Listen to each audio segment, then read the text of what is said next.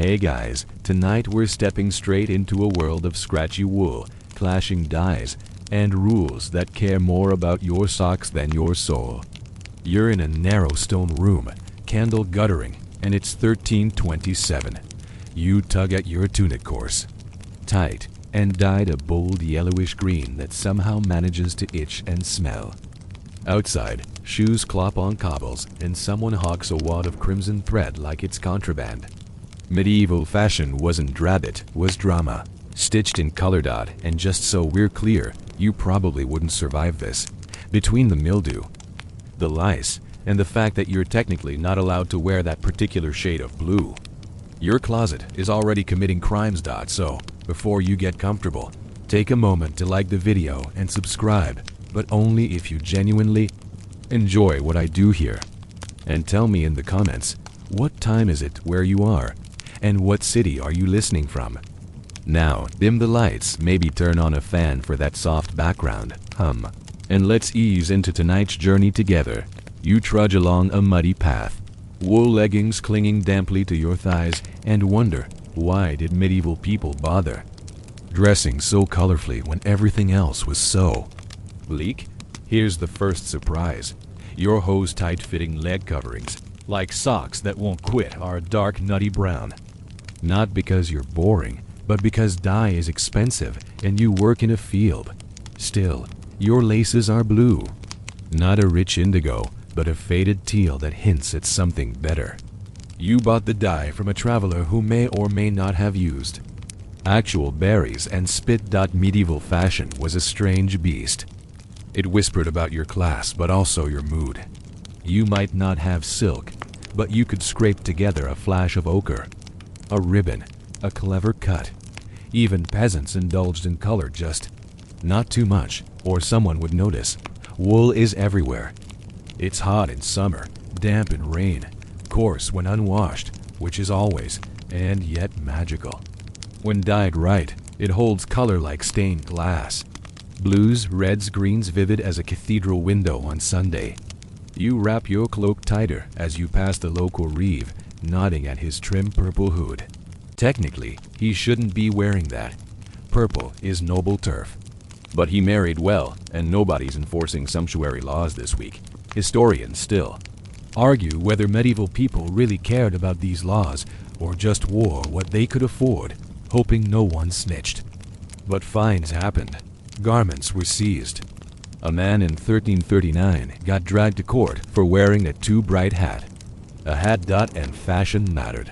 Not just what you wore, but how it was cut. A too short tunic could suggest scandal. Too long sleeves, vanity. There's a reason everyone stared when young Thomas showed up with dagged edges, those little leaf-like cuts on his cloak. They whispered, "I have time to be extra."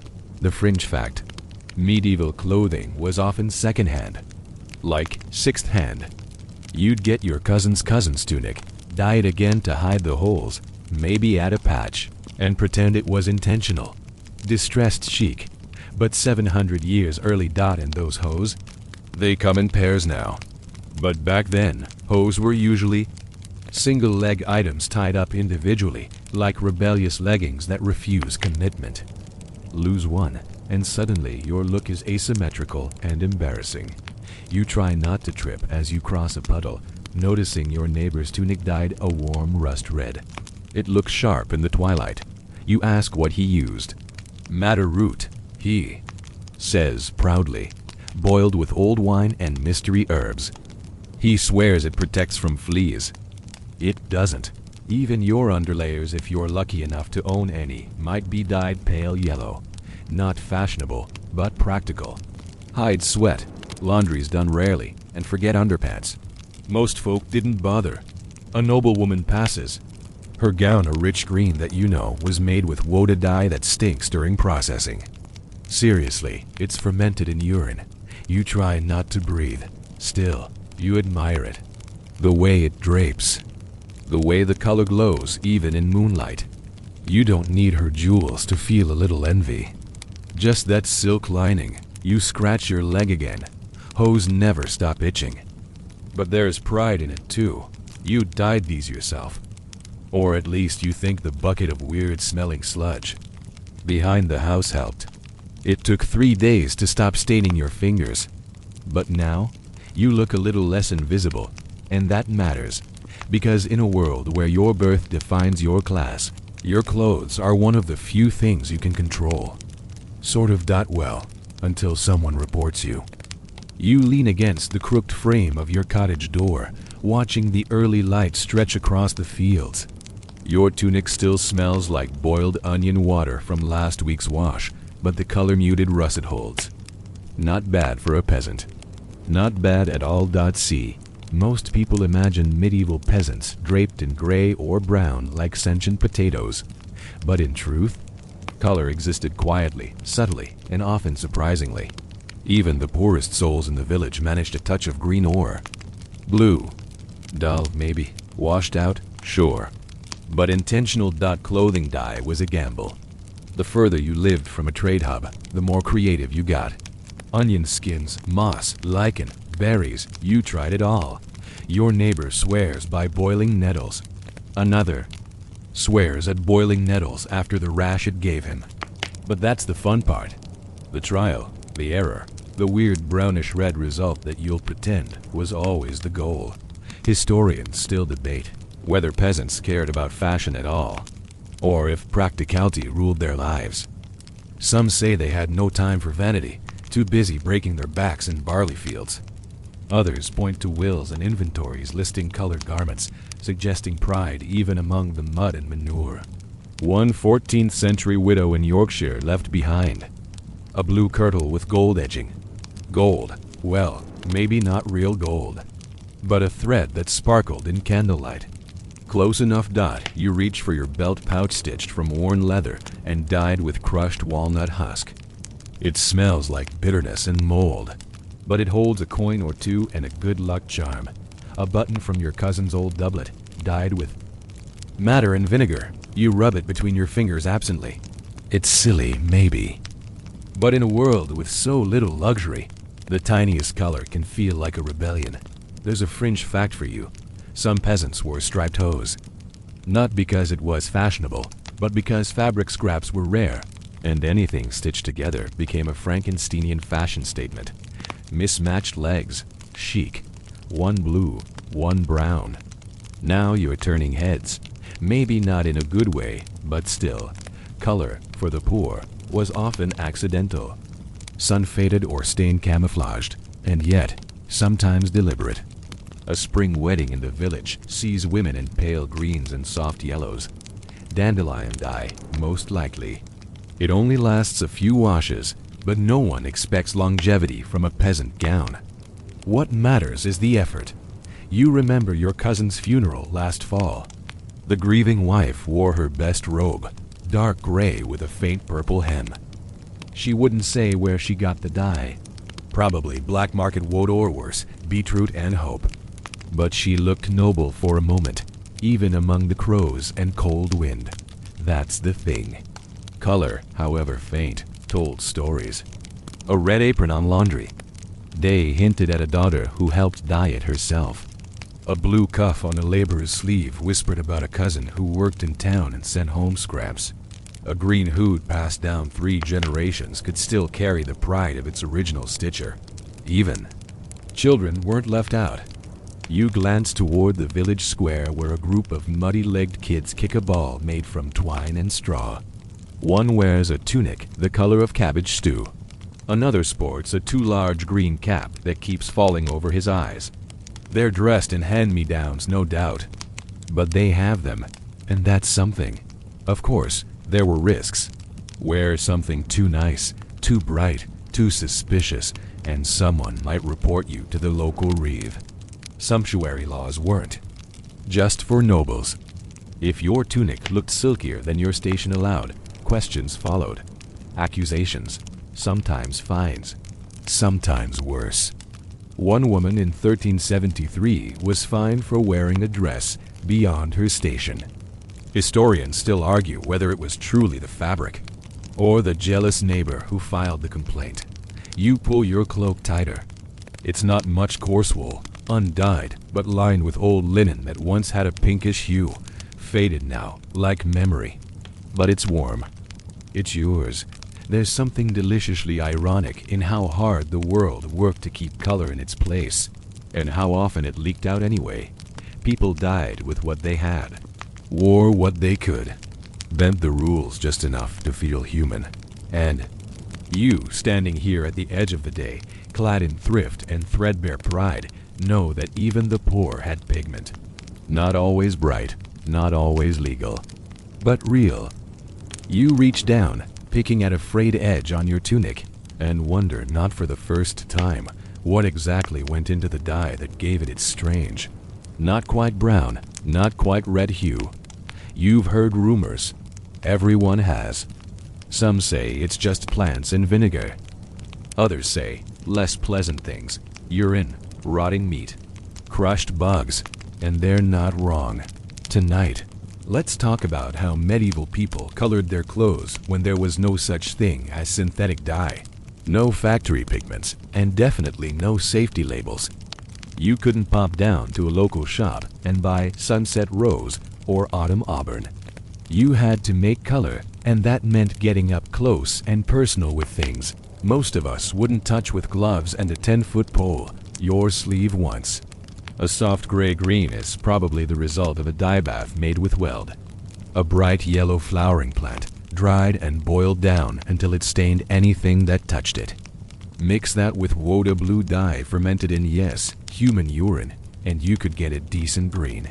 Not bright, not rich, but a green that said, "I tried." And this is where things get uncomfortable, because making those colors reeked. Woad processing was infamously foul. You'd crush the leaves, soak them in urine often your own, and let the mixture ferment for days, maybe weeks. The smell was so bad, dye makers were sometimes forced to live outside city walls. Even the rats wouldn't visit. You'd stir the bubbling vat and try not to breathe. Yet woad was crucial. It made blue a symbol of calm, the Virgin Mary, and expensive taste. Everyone wanted it. Nobles imported indigo from India when they could, but most folks made do with local, homemade stink dye. And somehow, they wore the results proudly. You walk past a tradesman in a tunic dyed a reddish purple. Cochineal? Not likely, it was too rare. Maybe madder root. A brick red plant-based dye that stuck surprisingly well, especially on wool. But madder took patience. Days of boiling, soaking, stirring, and drying. A single tunic could take a week to color. Historians still debate how widespread certain dyes were. Did average villagers really have access to madder? Or was that just for the better-off cloth merchants and their apprentices? There are scattered records of rural dye pots, family recipes passed down like secrets. But some say these stories are exaggerated, romanticized by modern minds who want to imagine more color than truly existed. Still, color happened. Even if the road to it was bumpy, slimy, and smelled like pickled despair.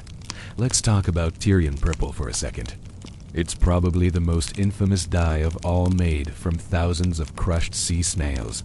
Tiny creatures called murex, harvested, broken open, and boiled down into a pigment so precious that Roman emperors banned commoners from using it entirely. By the medieval period, true Tyrian purple was mostly a myth in Europe, but its reputation lingered. People still whispered about it, tried to imitate it, and failed, mostly. Not purple on your local baron's cloak, not snail juice royalty purple. Likely a mix of blue and red from woad and madder. A close enough purple. But even that took effort, expense, and a nose of steel. There's a fringe fact for you. In some towns, certain dye ingredients were illegal. Not for health reasons, mind you, but because they worked too well. Dyers who used forbidden fixatives, chemicals that made colors last longer, were accused of trickery, cheating the guild, or threatening the established dye economy. One German town banned the use of tin mordants because they made yellows too bright. And then there were the bugs. Cochineal came later, post-Columbus, but before that, folks used kermes. Tiny insects harvested from oak trees, crushed into powder, and turned into a vibrant scarlet dye. It was expensive, tedious, and vaguely horrifying. But the result? A red so rich it almost hummed. You pass a merchant wearing exactly that shade. His sleeve slashed to show off a pale silk lining flutter as he moves. His outfit smells faintly of rosewater, probably to mask the dye's origin. He paid a fortune to look that fabulous. And now everyone knows it. You don't begrudge him, not really. Fashion is status. And smell is temporary. Historians still argue whether peasants knew how gross dyeing was, or whether they just accepted it like they accepted mud on boots and fleas in beds. But you suspect they knew, and did it anyway. Because color wasn't just beauty. It was power, identity. Memory. You bend down to adjust your hose and catch a whiff of old dye pot under your fingernails. It clings like guilt. But when you stand, your reflection in a puddle shows that rusty green glint again. Not bad. Not bad at all. You walk on, leaving streaks of color where the light hits your cloak just right, wondering what today's dye will smell like and whether you'll ever get used to it. You're halfway across the village green when you see her Lady Marjorie sweeping into view like a walking tapestry. Her gown is golden damask with scarlet trim, her cloak trimmed in fur so rich you could weep. You quickly look away. You're not supposed to be looking, or judging, or even thinking about wearing anything like that. Welcome to the wonderful world of sumptuary. Law's medieval society's deeply insecure way of saying, stay in your lane. Sumptuary laws weren't fashion tips. They were legal mandates that told you exactly what you could and couldn't wear based on your class, income, profession, marital status, and occasionally your moral worth. Yes, your tunic could be a crime dot in England. These laws really kicked into gear around the 14th century. Parliament passed acts that dictated who could wear what fabrics, colors, and even accessories. No silk for merchants. No gold trim unless you were a knight or higher. Velvet, only if your annual income topped £100, which, let's be real, yours absolutely does not. You remember your cousin got fined once. All he did was sew a bit of rabbit fur into his cuffs to impress a girl. The reeve noticed. It was a 10-shilling mistake. The girl still didn't marry him. Historians still argue whether these laws were ever seriously enforced. Some think they were more symbolic aspirational rules for a society obsessed with hierarchy. Others argue they were enforced quite harshly. In urban centers, especially when fashion trends started blurring class lines. Either way, the fear stuck. You see a rich-looking shoemaker crossing the square now, nervously tugging at his dyed belt. It's technically too fancy for his station, but maybe no one's paying attention today. But here's the fun part. Despite all these restrictions, people still found ways to flex. Take clergy robes, for instance. Monks were supposed to be humble, modest, God before glam. But certain monastic orders wore brilliantly dyed robes, deep reds, bright whites, vivid blacks. Cistercians, white. Benedictines, black. Cardinals, that lush scarlet red that made them look like they'd bled money. You can't help but wonder if the bishop's hat ever felt like a contradiction. Blessed are the meek, he'd say, while adjusting his velvet mitre trimmed with gold thread. And those rules weren't just for the rich. Some towns dictated what colors widows could wear, what apprentices could wear, what prostitutes had to wear, usually something garish to make them stand out. The result? A world of walking symbols where clothing broadcast everything you needed to know. There's a fringe fact for you. In Florence, prostitutes were sometimes required to wear yellow veils. Yellow, the color of spring, joy, and mild mustard. Reclaimed with a vengeance and weaponized by bureaucracy. But of course, there were loopholes.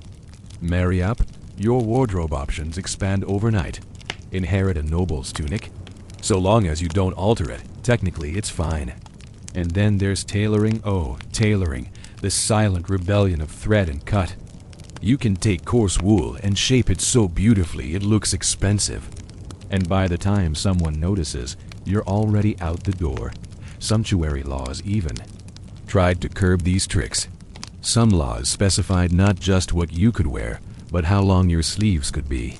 like a literal measuring stick for vanity. One London law banned women of lower rank from wearing gowns with trains longer than a yard. Heaven forbid your hemline swish with too much audacity. You glance at your own sleeves, modest, practical, slightly stained. Safe, but a part of you itches to add a strip of blue ribbon at the cuff. Just one, a tiny act of visual defiance. Historians still debate why these laws were so obsessively detailed. Was it moral panic, fear of class erosion, or just lawmakers with too much parchment and not enough to do? Probably all of the above. Still, they paint a vivid picture, one where society really tried to keep everyone in visual line. But the needle had other ideas. People died, stitched, and flaunted anyway, quietly, boldly, carefully, often, under cloak of festival or night. You pass a neighbor who smirks knowingly at your patched cloak. His has a line of red embroidery that wasn't there last week. From my aunt in Coventry, he says. You both pretend it wasn't smuggled. You both pretend it's not too bright. It's a small rebellion. A subtle shrug against the rules. And, in this world of order, sometimes that's the only kind that matters. You keep walking, the hem of your cloak grazing the muddy path, when a flicker of crimson catches your eye through the churchyard arch. It's Brother Anselm again, robes swirling as he hurries across the cloister, the red of his habit glowing, like a flag at sunset.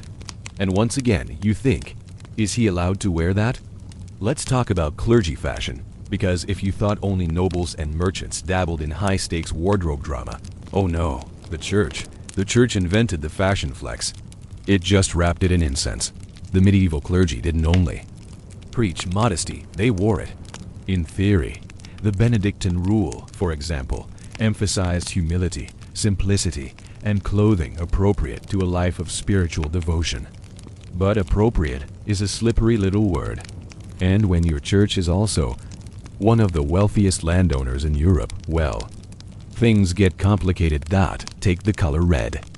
It wasn't just vibrant, it was powerful, symbol of martyrdom, of the Holy Spirit, of Rome itself. Cardinals, as a result, wore brilliant scarlet. Not maroon, not burgundy, scarlet, a dye so intense that it practically glowed beneath candlelight. It came from Kermes insects crushed by the thousands. It cost more than gold, and it was draped on men sworn to poverty. Historians still argue whether this was hypocrisy or simply symbolism. God deserves the finest, some said. We're walking representations of divine glory. Others muttered about indulgence, corruption. A bishop's vestments often cost more than a stone house, and it wasn't just red. Clergy wore every shade imaginable, each one drenched in meaning. Purple for bishops, white for purity, green for ordinary time, whatever that meant. Even black, the color of solemnity and humility, was carefully chosen and maintained. But the irony? Those vibrant colors didn't come easy, especially for monks who took vows of austerity. You had orders like the Cistercians who insisted on undyed wool, just off-white habits that turned yellowish with time and age. They called it a symbol of purity. Everyone else called it that smell. You'd see them walking barefoot through muddy streets, their robes stained, their hair tonsured into that iconic monk ring. And yet even they had rules about hems and hoods, about how many garments you could own, 2, maybe 3, but only if the abbot approved. There's a fringe fact for you. Some abbots were stricter about fashion than kings. One order in 13th century, France banned red thread entirely. Another banned sleeves that dangled too long because they invited sloth. Not sin, sloth. Imagine being excommunicated for your cuffs. Still, the wealthier the monastery, the more luxurious the clothing. Robes lined with squirrel fur in winter, velvet chasubles on feast days, embroidered stoles with gold thread so fine it shimmered like divine approval. You once heard of a bishop whose alb, basically a glorified nightgown, was sewn with over 30 pearls, 30, on a man who wasn't allowed to marry. You remember watching Brother Anselm once as he folded his robes with ritual precision, humming. Quietly, he wore that red like armor, even as he confessed to itchy seams. God forgives the thread count, he joked. Probably dot, and yet, even the poorest parish priests found ways to add color. A hand-stitched border, a second-hand belt dyed with madder, a splash of blue ribbon gifted by a grateful widow, not flashy. Just enough to stand out on a feast day. Historians still debate whether clergy fashion inspired envy or reverence. Did peasants feel awe when they saw that shimmering cope sweep past the altar? Or did they wonder why their tithes were paying for imported silk? You glance again at Brother Anselm's crimson robe as it disappears around the abbey wall. It glows. Like a sin or a prayer. Maybe both. In a world where faith and power intertwine, sometimes fabric is more than fabric. You tighten your own belt, feeling the rough wool against your skin. You may not have crimson, but you understand the urge, the yearning, the delicate balance between devotion and display, and you wonder, if you were called to serve, what color would you choose? The next morning, you're helping your uncle mend the roof when a merchant rides into the village square, his horse saddled with bolts of cloth linen, wool, something that might be silk if your eyes aren't lying.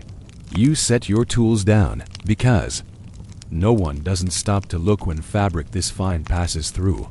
He hops down, his boots polished, cloak flaring like he's auditioning for sainthood, and you can't help noticing the trim on his tunic. Not the color, just a pale slate blue, but the thread. It catches the sun with a shimmer you've only ever seen on royalty or embroidered altar cloths. You elbow your uncle. Is that real silk? He doesn't answer. He's too busy pretending not to drool. This is the thing. Fabric could outrank a person.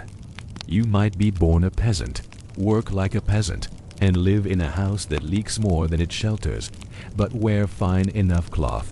And people might squint, wonder, second guess, of course, wear it too long or too well, and the sumptuary laws would remember your name in a heartbeat. Wool was the backbone of medieval clothing, practical, available, and versatile. The rich wore it, the poor wore it. But there was wool, and then there was wool. A peasant's coarse, homespun weave didn't even look like the tightly woven, soft draping material favored by the upper crust. It was like comparing tree bark to velvet, same animal. Vastly different results. Then there was linen. Crisp, smooth, cooler against the skin. Harder to come by, though not impossible. You knew someone who saved for a year to get a linen undertunic. Wore it once a week. Folded it into a chest like treasure the other 6 days. Historians still argue over how widely linen was used among lower classes. Some say it was a wedding-only luxury. Others suggest that homespun flax was more common than records suggest. But even rough linen felt elite after a life in itchy wool, and above that, silk. Rare, imported, sinfully soft. You'd never touched it, but rumor has it that silk slides off the skin like warm breath. The merchant's tunic is trimmed with it, and he knows you're looking. There's a fringe fact. In some towns, tailors were required by law to report customers who requested fabrics above their known station. That's right, your tailor could snitch. They had to, or risk their own punishment. Because tailoring wasn't just a trade, it was a gatekeeping institution. These people knew the cuts, the stitches, the way a hemline told the truth about your wealth. Even if your mouth lied, tailors weren't neutral. They were fashion spies. You once watched one take a scrap of fabric, sniff it, and declare it smuggled. You didn't ask how he knew. You just stepped back, quietly impressed and a little afraid. The merchant's cloak flaps again as he speaks with the reeve. You see the underside now, lined with something deep blue and shot through with silver thread. He's selling bolts of cloth to the manor steward, but let's not kid ourselves. He's also selling status. One measured yard at a time. Your uncle mutters one day, but doesn't finish the thought. It's a funny thing. You could walk into a room with your head held high, but one thread out of place could expose you. Too fine, and people suspected you of theft. Too poor, and they ignored you altogether. Clothing didn't just drape your body, it declared your place in the world. You remember a festival last year when a cobbler's son wore a tunic so finely woven, people assumed he was the baron's illegitimate child. Turned out, his mother used to work in a noble household and borrowed the fabric. She said she found it in a scrap pile. Nobody believed her. Historians still debate whether this obsession with fabric quality was uniquely medieval or just more visible in an age where most people owned 2 outfits, maybe 3. When you only had a few chances to show who you were, you made those stitches count. You watched the merchant leave, his horse plodding through the mud, bolts of color bouncing with every step. Behind him, the villagers swarmed the steward's chosen. Fabrics, murmuring about softness, weight, and drape. Words you didn't know until recently. You sigh, brushing hay from your sleeve. Your tunic is wool, undyed, coarse, honest. But maybe, just maybe, you'll trade for a scrap of linen soon. Something small, a lining maybe, or a cuff. Enough to feel different, not enough to pretend. A few days later, you're sweeping the cottage threshold when your neighbor bursts through the fence, clutching something like it's treasure. You blink. It's a tunic. Deep, rich purple, the shade. The one that doesn't just whisper nobility. It shouts it. You step closer. Is that? Yeah, he says, all teeth. Dyed it myself. You both look at it for a long time. Because here's the thing about purple in the Middle Ages. It wasn't just a color. It was a line you weren't supposed to cross. Purple, especially the deep, bruised kind, was more than rare. It was regulated. Reserved. Revered.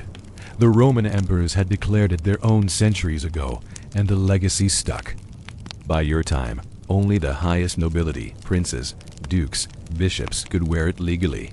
Even the paler, lavender-white hues carried risk. Too purple, and someone might assume you were impersonating power, and if you weren't, well, good luck explaining. That to the reeve. Your neighbor grins and holds it up. Woad, madder, and elderberry. Took me weeks to get it right. It's not true Tyrian purple. No sea snails were harmed in its making, but it's bold, daring. It says, I'm someone. Whether or not he is, historians still argue whether purple was truly off-limits to the lower classes or just socially discouraged.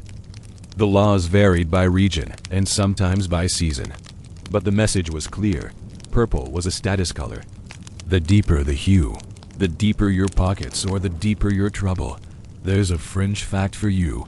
In 15th century Italy, dyers could be fined for accidentally creating too rich a purple when working with local berries.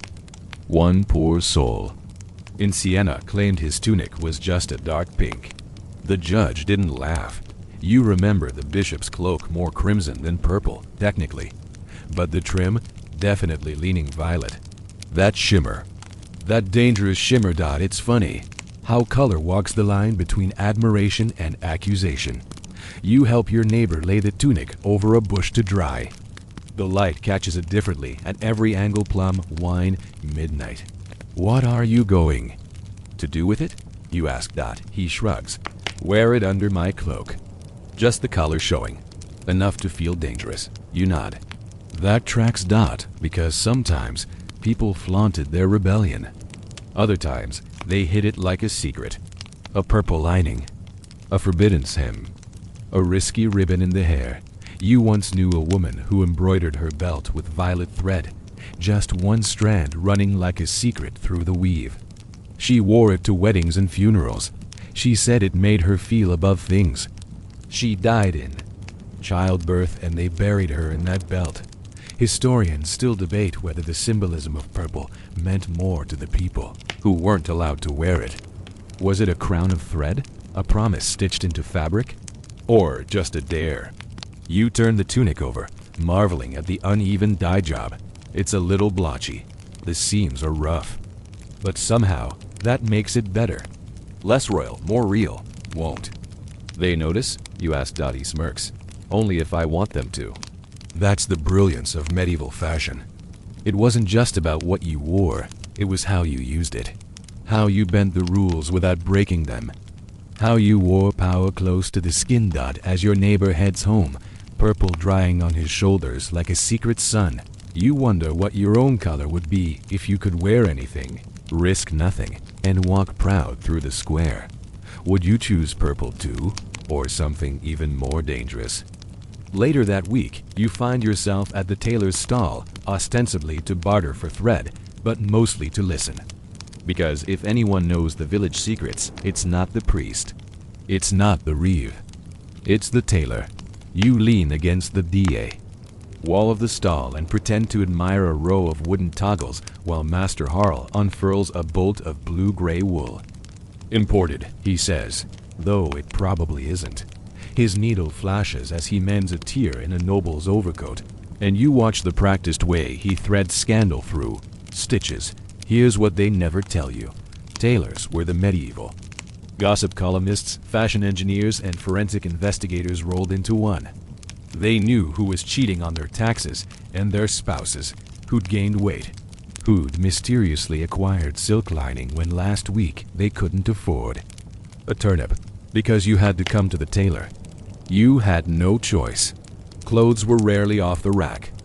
Most people had just a few garments, and when they wore down, not if, but when they came here to be patched, turned inside out, re-dyed, refit. And tailors saw everything. There's a fringe fact. Tailors were sometimes called to testify in court. Their knowledge of someone's hemline or fabric source could mean the difference between innocence and fine or worse. In one London case from the 14th century, a tailor identified a suspect because he recognized the unique notch he had cut into the man's sleeve 3 years prior. That's right, medieval CSI with scissors. Historians still argue whether tailors held real social power or were simply tolerated servants of the upper class. Some guilds granted them status and protection. Others kept them in check with strict pricing laws and limits on what they could wear themselves. But power doesn't always need a crown. Sometimes it wears a pincushion on its wrist. You glance around the stall. Shelves creak under piles of folded wool, linen scraps, worn-out hose. Everything smells like lanolin and sweat and lavender. Master Harl hands a bundled package to a messenger boy. Don't untie it till you're inside the gates, he says, and your ears perk. That means something expensive, something not entirely legal, and maybe something scandalous. Sumptuary laws extended to cut and construction, not just color. You couldn't just take coarse wool and shape it into a courtly doublet without someone asking questions. But a clever tailor? They could trim, layer, pad, and pleat a humble tunic into something that looked noble from a distance. Long sleeves, high collars, dramatic folds, fashion magic with a needle. You once heard a rumor that Master Harl crafted a gown for the mayor's mistress, using offcuts from the mayor's wife's own dress. You're not sure it's true. You're mostly not sure. He catches you staring and chuckles. Looking to make a statement? You shrug. Just thread. Everyone's just looking for thread, until they're not. He gives you a spool and lowers his voice. Did you hear about the new dyer? You haven't. Not yet. He's working in secret. Indigo. The real kind. Brought it through the port last month. He winks. They'll hang him if they catch him.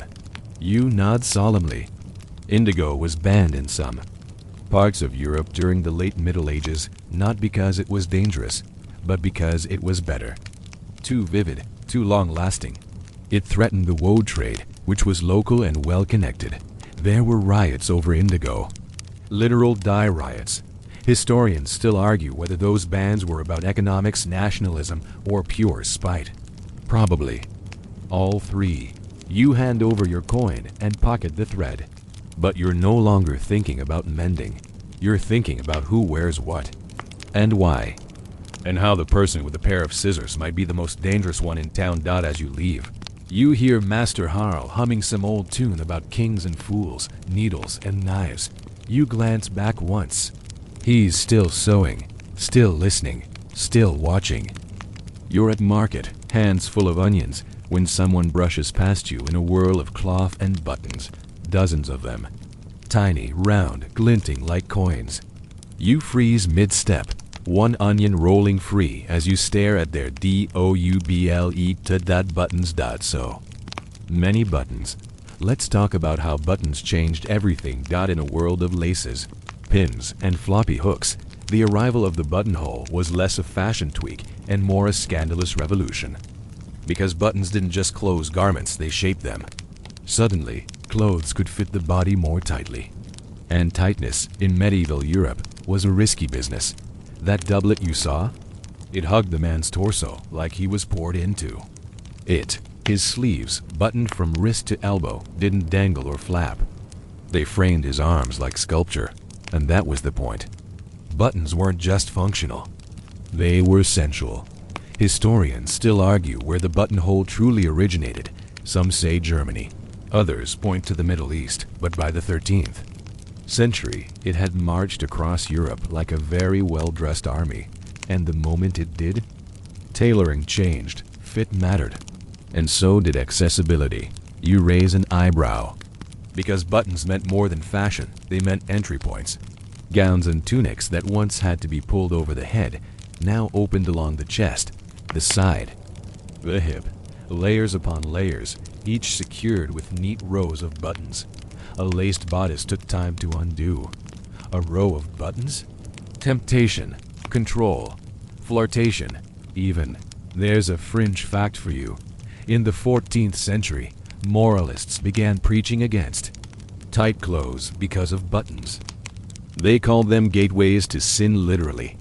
One preacher declared that buttoned garments tempt unbuttoned behavior. You nearly snorted when you heard that last winter. Of course, sumptuary laws followed. Soon there were limits on how many buttons one could wear or what material they could be made of. Gilded buttons, not for the likes of you. Buttons of jet or ivory? Banned unless your family name started with Sir. But buttons still spread, quickly, like gossip, because they were beautiful. Polished bone, carved wood, tin, even glass. You once saw a noblewoman with buttons so tiny and delicate they looked like pearls strung down her spine. She needed a servant just to do them up. You can still picture it, her standing still, arms out, as the maid worked button by button like a rosary of vanity. You imagine that moment now as you pass a clothier's booth, where a bolt of dark green velvet is draped next to a display of what else buttons. They sparkle in the light. Some look carved, others cast in simple lead. But even the cheap ones have charm, power. Buttons made clothing more complex, more personal. You could tailor sleeves so they flared, then folded inward with a row of buttons. You could fasten cuffs with a double loop. You could make your own system of closures, little hidden buttons under embroidered flaps, each one whispering, "I know something you don't." And for women, buttons meant new forms of dress entirely. Gowns that parted at the front instead of the side. Bodices that laced beneath layers but buttoned at the wrist. It turned the act of dressing into a ritual, and sometimes a game. You remember A Midsummer Dance, where a girl wore a gown of rose-colored linen, with a row of buttons down the back. Her hair covered most of them, but not all. A boy reached to brush one, just once, as they spun. She didn't stop him, but she didn't look back either. Historians still debate whether buttons democratized fashion or simply made hierarchy more visible. After all, if your garment had 50 buttons, someone probably had to help you get dressed. And that meant servants. Status. Still, even peasants eventually added buttons to sleeves and cloaks, if only for show. Even if the button didn't fasten anything, it hinted at a dream. There's a saying in your village now: you know a man by his buttons, not his boots, not his belt, his buttons, because they stay longest. They gleam when the fabric fades. You look down at your own sleeve. One button, wood, worn smooth by time and rain. It's a bit loose, the thread pulling. You make a mental note to visit the tailor again, but for now, You pick up your fallen onion, glance once more at the buttoned stranger weaving through the crowd, and wonder how long before someone counts his buttons and reports him. It's washing day, and you're kneeling by the stream, knuckles raw, slapping a tunic against the rocks, while your neighbor Gerda scrubs an apron so yellow it glows like a sunbeam in a thundercloud. She catches your glance and raises her chin. Like, yes, it's that bright, deal with it. Let's talk about peasant chic, circa 1350, because here's the thing, even without money, even with strict laws, even while slogging through mud and manure, medieval villagers found ways to look good. Or at least better than you'd expect. You wring out a sleeve and glance down. Your own tunic's nothing special, brown, scratchy, dyed with walnut hulls, but the stitching at the neck is neat, the cuffs rehemmed with a contrasting thread. Little things. A silent, "I care," whispered in coarse wool. Now Gerda, she's not noble, not even close. She's got 3 kids, a cow that kicks sideways, and a husband who thinks mending means turning the garment inside out. But that apron, dyed with weld root and maybe onion skins. Not expensive, not fancy, just clever. Just bright. Historians still argue how much self-expression peasants had in their wardrobes. Some say they were limited to hand-me-downs and patchwork. Others argue archaeological finds show more variety than once believed. Textiles fade, but traces linger. Stitching styles, fragments of dyed wool. Even the placement of seams tells stories. There's a fringe fact for you. One 14th century peasant was buried in a hood lined with red silk. No explanation, no record of inheritance. Just one flash of luxury clutched to the grave. Was it a stolen gift? A wedding token? No one knows. You dip the tunic again, watching the suds float downstream, and think about how color shows up even in the humblest lives. That neighbor boy who runs errands barefoot? His hat has a feather-dyed blue. The girl who milks the goats in the morning. Her shoes have red laces. Bright details in a dusty world. Even peasants had good clothes, usually one outfit set, aside for feast days, festivals, or church. These weren't ornate gowns or velvet doublets, but they were clean, better stitched, sometimes surprisingly colorful. You've seen neighbors quietly darning sleeves for weeks ahead of a saint's day. Pride isn't only for the wealthy. Gerda chuckles as she lifts her apron from the water. Still bright, eh? You nod. Brighter than the sun. Hope so. Took 3 boils and all my marigolds. Dyeing at home was an art, messy, smelly, often shared among women in the village who swapped techniques like recipes. The goal wasn't consistency. It was personality. If your tunic turned out somewhere, between mustard and moss, that was your shade now. Own it. You remember when Bertram, the blacksmith's apprentice, showed up to market in a tunic so purple it nearly got him fined. He swore it faded in the wash. No one believed him. But the confidence, that was the real outfit. And confidence, it turns out, is peasant luxury. You and Gerda haul the dripping garments to the grassy bank. Sunlight spills over the hillside, catching every uneven stitch. There's dignity here. Not wealth, not excess, just effort. Someone cared enough to stitch a patch well, to hem a sleeve with neat thread, to line a hood with cloth that was almost red. Historians still debate whether these details were intentional signals or practical afterthoughts. But you know better. When you only own 2 outfits, everything matters. That elbow patch? That says, I lasted through the harvest. Those reinforced knees. I work hard and I don't quit.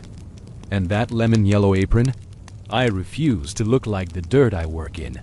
You lie back in the grass as the tunics steam dry beside you. Gerda hums something wordless. The breeze smells like soap, damp wool, and marigold. It's not perfume, but it's honest dot, and as the sunlight plays across the folds of fabric worn, frayed but stubbornly colorful, you think maybe this is what real fashion is, not silk. Not law-defying purple, but pride dot in what little you have.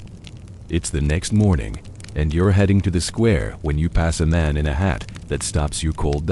It's fantastic. A wide-brimmed woolen marvel dyed forest green, with a folded brim, decorative stitching, and a peacock feather so unnecessarily large you wonder if it doubles as a weapon. He walks like he knows. Like the hat walks first and the man follows. Welcome to the loud, coded, wonderful world of medieval headwear, where a hat wasn't just a hat, it was a billboard strapped to your skull. See, in medieval society, your head was more than where you stored bread thoughts and plague worries. It was a space for statements, status, morality, identity, and hats. Hats said it all. Historians still argue whether headwear was the clearest visual cue of medieval hierarchy or just the most flamboyant. But one thing's clear, it was regulated. Sumptuary laws didn't stop at cloaks and tunics. They reached all the way up to your noggin. Certain types of hats were reserved for guild members, religious orders, or nobility. Others were designed to exclude forced on specific professions or groups. In some places, for instance, Jewish citizens were legally required to wear pointed hats. The line between identity and humiliation was dangerously thin. You pass a group of shepherds nearby, all wearing short, rounded caps, practical, earth-toned, and patched with fur in winter. Modest, sensible, and just as symbolic as that peacock hat. Their caps say, "We're working." Don't expect Latin. They say, "We own sheep, not buttons." But look over there at the woman hanging laundry. Her linen headscarf is folded neatly and pinned at the nape of her neck. A sign of modesty, yes, but also of respectability.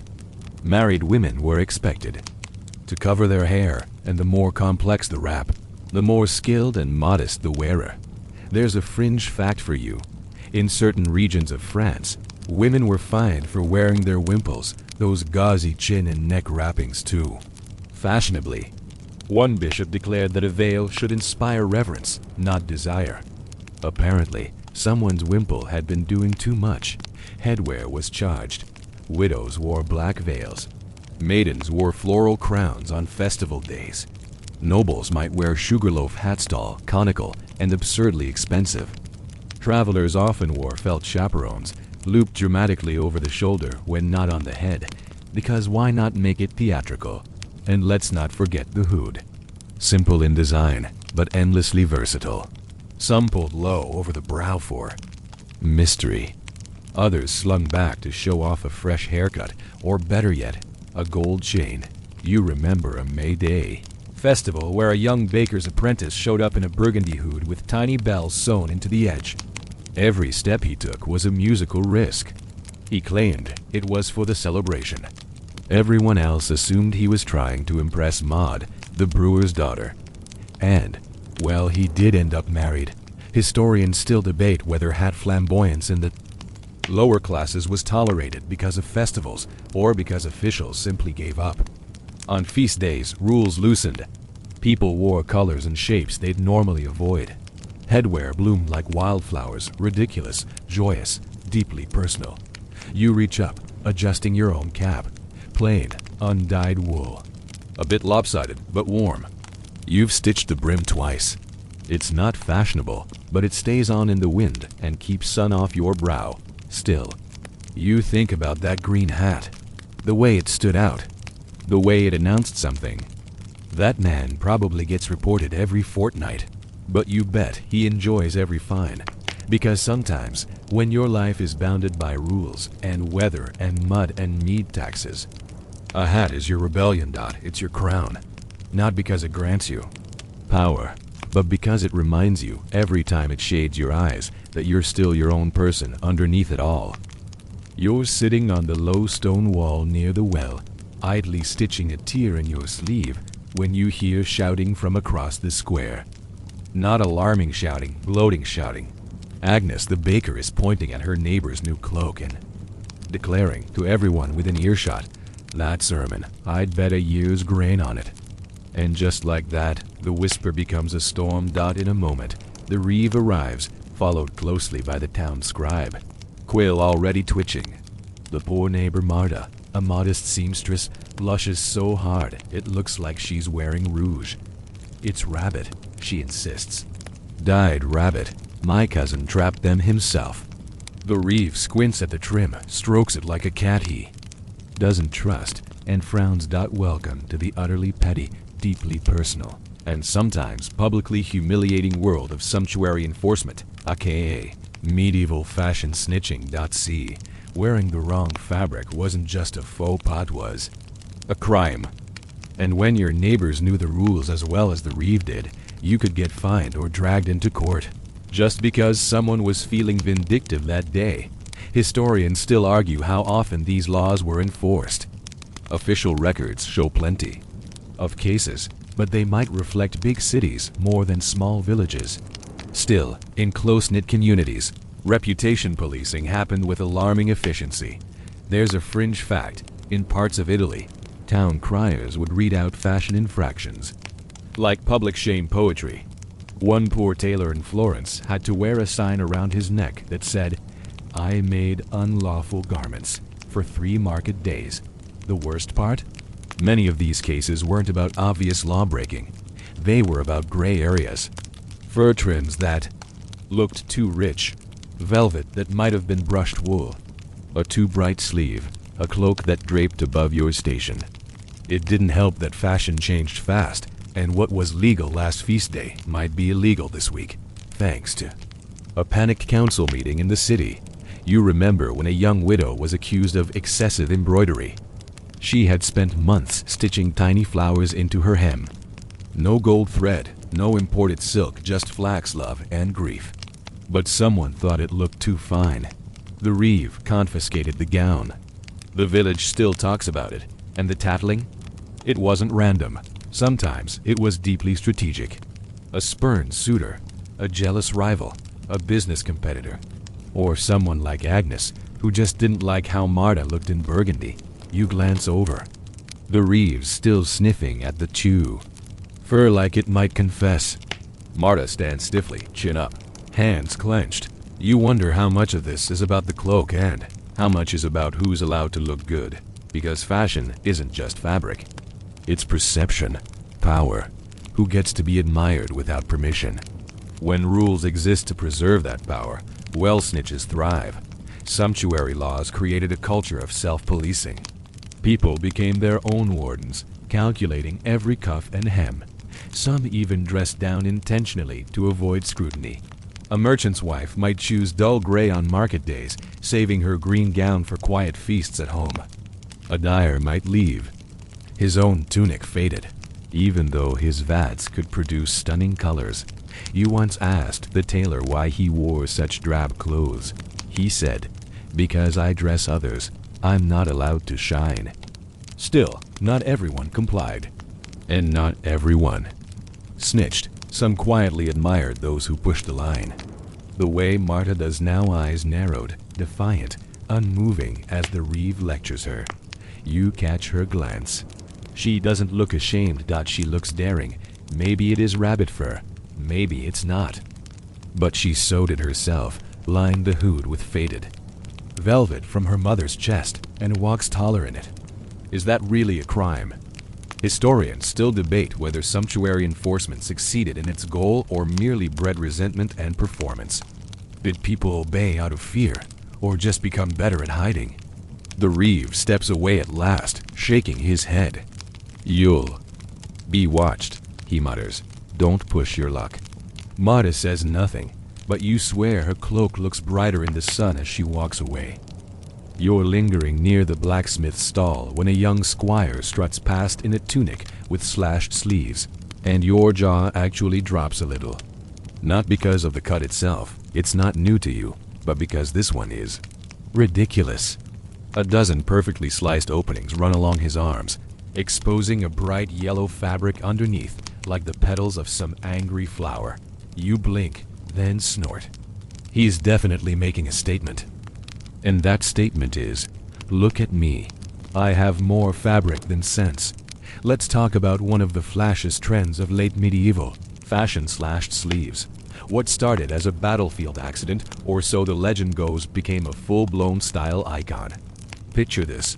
A knight, returning from battle, his outer garment slashed by swords, revealing his underlayers. Peasants gawk. Courtiers take notes. Fashion is born.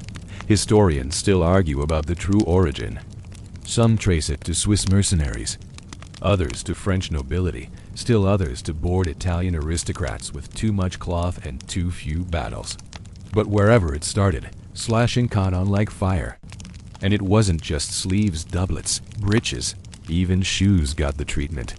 There's a fringe fact for you. In 15th century Germany, some slashed garments revealed up to 3 different colored linings at once.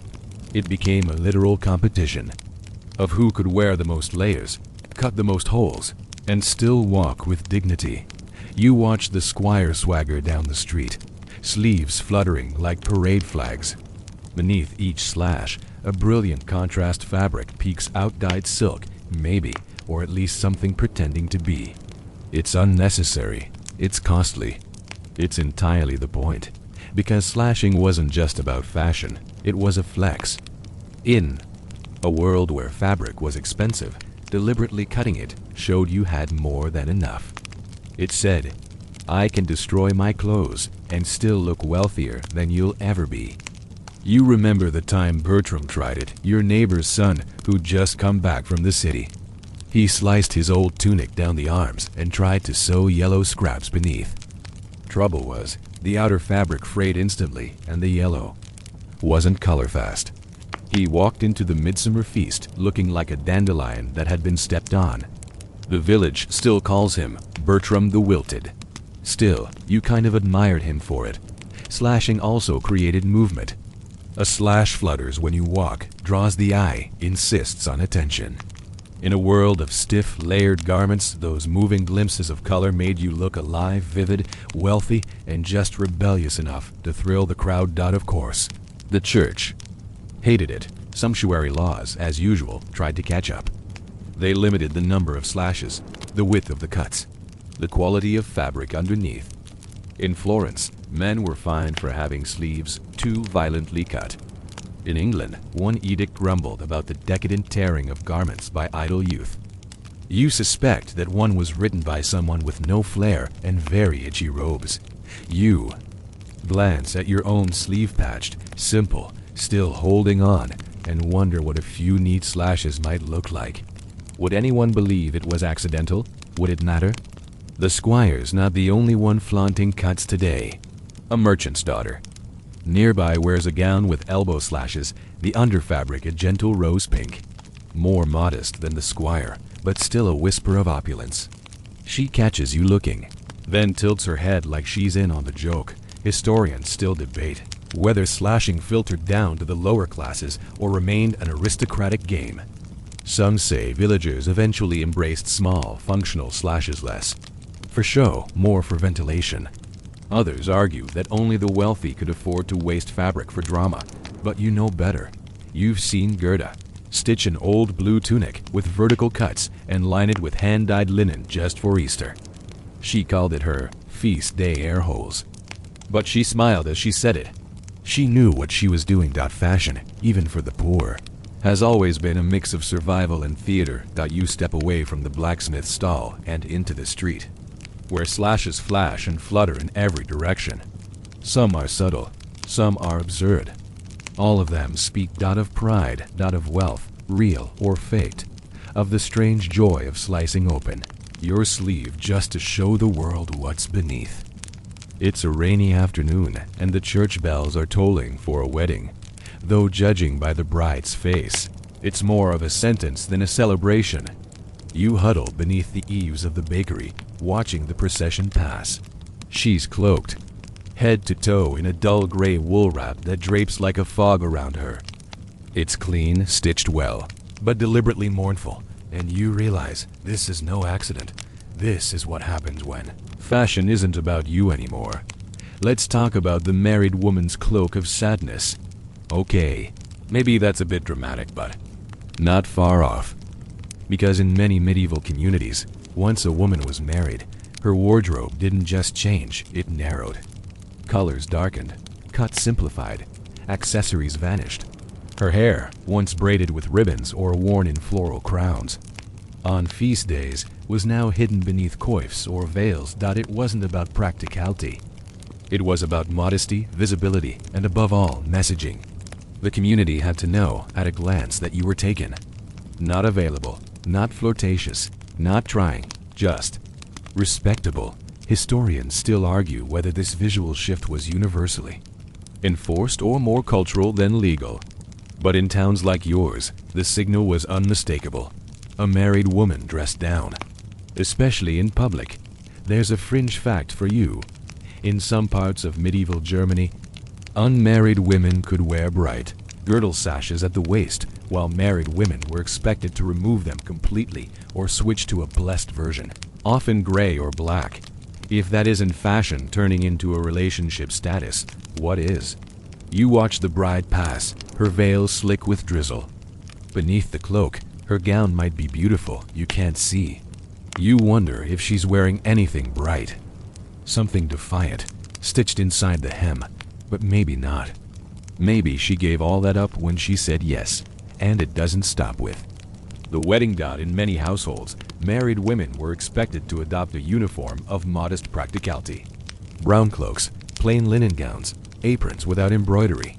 Jewelry, only a ring. Ribbons, only on saints' days. You remember when your cousin married. She packed away her apple red kirtle and wore nothing but gray for months. When you asked why, she said, "I'm someone's wife now." You didn't have the words then, but now you think, was that pride or surrender? Some women pushed back, quietly, a slightly too bright lining, a flash of blue garter under a plain skirt, a pin passed down from a mother who whispered, "Don't let them bleach you." Little rebellions stitched into silence. You glance toward the procession again. The bride's mother, standing just behind her, wears the exact same cloak. Same cut, same color, a matched set of duty, and yet, you notice her sleeves are trimmed with a thread that glints slightly in the rain. Silver, maybe, or just good soap. But it's something. That's the tightrope. Being seen, but not seen too much. Speaking softly in colorless thread. Accepting your place, but never fully letting go of the part that once danced in blue and sang in yellow. Historians still debate whether this visual downgrading of married women was about piety, property, or plain old patriarchy. Likely a swirling stew of all three. But whatever the reason, the message is clear. Once married, your fabric tells a different story. One of sacrifice, of stability, of stillness. You shift beneath your cloak, feeling the damp settle into your collar, and wonder how many women walked through their days wrapped in duty, thinking about the dress they never wore again, the one that felt like them, and whether, on quiet nights, they ever unfolded it again just to remember. You're helping sweep the chapel after the wedding when a group of small children barrels past laughing, shouting, tripping over hems that are far too long for legs that small. One boy is wearing a miniature doublet. A girl waddles by in a stiff bodice. Another child's cap flops down over both ears, like it was meant for someone twice her size. You pause and smile, because while we think of childhood as a time of play and softness, in the Middle Ages, children were dressed like tiny adults and their clothes were doing more than just keeping them warm. Let's talk about why medieval kids looked like court dignitaries trapped in toddler bodies. It wasn't because people lacked imagination. It was because identity, especially social identity, started early. Children were expected to reflect the status, values, and dignity of their family, which meant that if you were noble, your 5-year-old was going to be swaddled in velvet, lace, and impractical shoes faster than they could say plague. You glance at the youngest of the wedding guests, his tunic perfectly pleated, with a miniature belt and pouch that holds absolutely nothing except maybe a crumb and a rock. He's doing his best to look serious, but the dirt smudged across his cheek tells the truth. That pouch is not fooling anyone. Historians still argue how much childhood. As we know, it even existed back then. Some say children were treated like small adults the moment they could walk. Others believe there was a stronger sense of nurturing, even if it didn't always show in the tailoring. There's a fringe fact for you. Portraits from 14th century noble households often show toddlers in exact replicas of their parents' court. Dressed sometimes with swords, tiny hats, and lace collars so large you wonder how they turned their heads. The fabrics might be simpler for poorer families, rougher wool, reused scraps, but the silhouettes were still adult. Small boys wore belted tunics like their fathers. Girls wore long kirtles with aprons, sometimes cinched with ribbon. There was no kidswear aisle. You wore what your family wore. You became your role early. You remember your cousin's youngest child, barely 3, already learning how to tie her headscarf like her mother. Her apron had daisies embroidered at the hem. Not required, not practical, but someone stitched those flowers. Someone said, even small girls deserve a little joy. And that's the strange sweetness of it all. Because while the clothes looked like constraints formal, stiff, miniaturized versions of adult life, they were also tokens of care. A father might save for months to buy enough dyed cloth for a child's winter hood. A mother might spend weeks sewing a new pair of hose from worn-out sleeves, just to keep a little one warm. Even in poor homes, effort went into these garments. A boy's tunic might be patched 7 times, but each patch was placed with love. A girl's gown might be faded and re-dyed twice, but the seams held firm, hand-stitched, maybe by an older sibling, maybe by a grandmother with failing eyes. And when clothes were passed down, as they almost always were, they carried memory. That tunic, your uncle wore it when he learned to read. That cloak, your sister wore it the day she first went to market alone.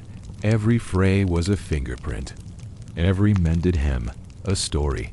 Still, not everyone agreed with dressing kids like shrunken adults. Some preachers warned that too much finery on children encouraged vanity. One English bishop complained in 1382 that boys wear gold and bells and shoes with points. Yes, even children had those long, ridiculous poulaines.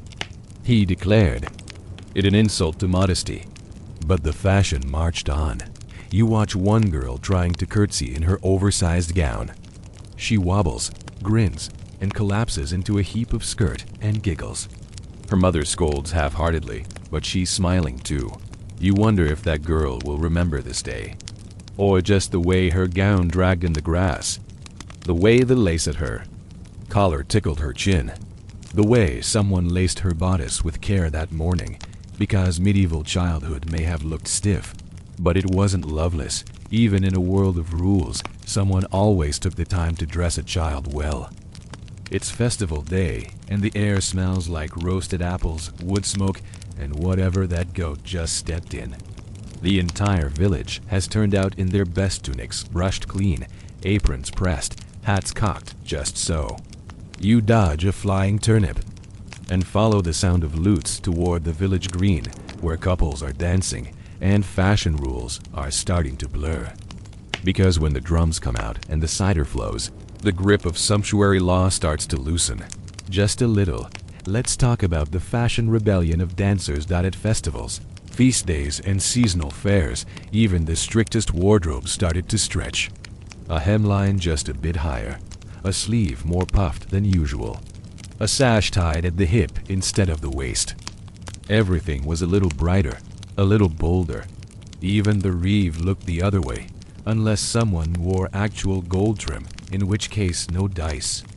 You watch as a young woman spins across the grass in a cherry red skirt. It swishes like a flame. You're almost sure it's dyed with madder, but maybe touched up with beet juice or cochineal if someone has connections. She doesn't wear a veil. Her hair is braided with green ribbon. Her boots are mismatched, but she doesn't care. Historians still argue whether festivals were true fashion exceptions, or just moments of tolerated indulgence. Some cities issued temporary suspensions of sumptuary law for holy days. Others didn't bother enforcing anything unless it disrupted the peace. Other way, festivals were loopholes that smelled like mead and looked like confidence. There's a fringe fact for you. In some towns, young unmarried women would die there. Sleeves a specific color during harvest festivals to signal that they were available. Think of it as medieval tinder with embroidery, and it wasn't just color movement mattered. Dancers stitched bells to hems, ribbons to sleeves, even fringe to their cloaks. Clothing that shimmered, snapped, twirled. Because a good dancer could draw a crowd. And the right outfit could make a statement without a single word. You joined the edge of the crowd, clapping in rhythm. A boy with a velvet vest 2 sizes too big attempts a spin and nearly crashes into the cider barrel. No one minds. It's festival day. He'll grow into it. You remember last year's spring feast, when someone wore a cloak lined with apple green silk and claimed it had been gifted by a knight. It hadn't, but everyone nodded and danced with them anyway. Because today isn't about honesty. It's about presence. One girl skips past wearing a tunic with sleeves slashed and tied up with yarn. It's patched, wrinkled, definitely secondhand, but she wears it like royal livery. That's the magic. In dance, you could be anyone. Your garments didn't just say who you were. They whispered who you might become. You sway a little, just enough to feel the fabric of your own cloak tug at your shoulder. It's still damp from washing, but the color's holding. Walnut brown, dependable, but maybe, just maybe, you'll stitch a bit of blue at the edge for the midsummer feast. Sumptuary laws don't disappear during festivals, but they bend.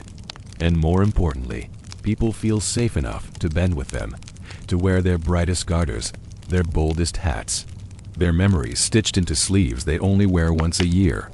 You see Marta again, the seamstress who was nearly fined last week for her suspiciously fine cloak.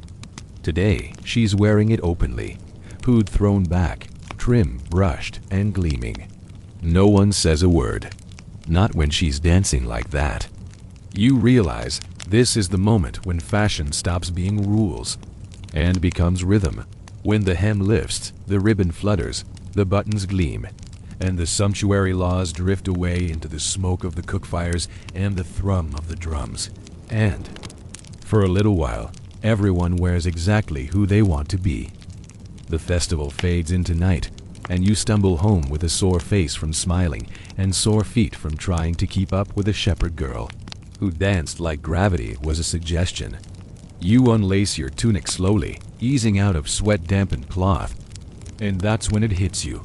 You're not wearing anything underneath. Let's talk about underwear. Or, more accurately, what medieval people didn't wear.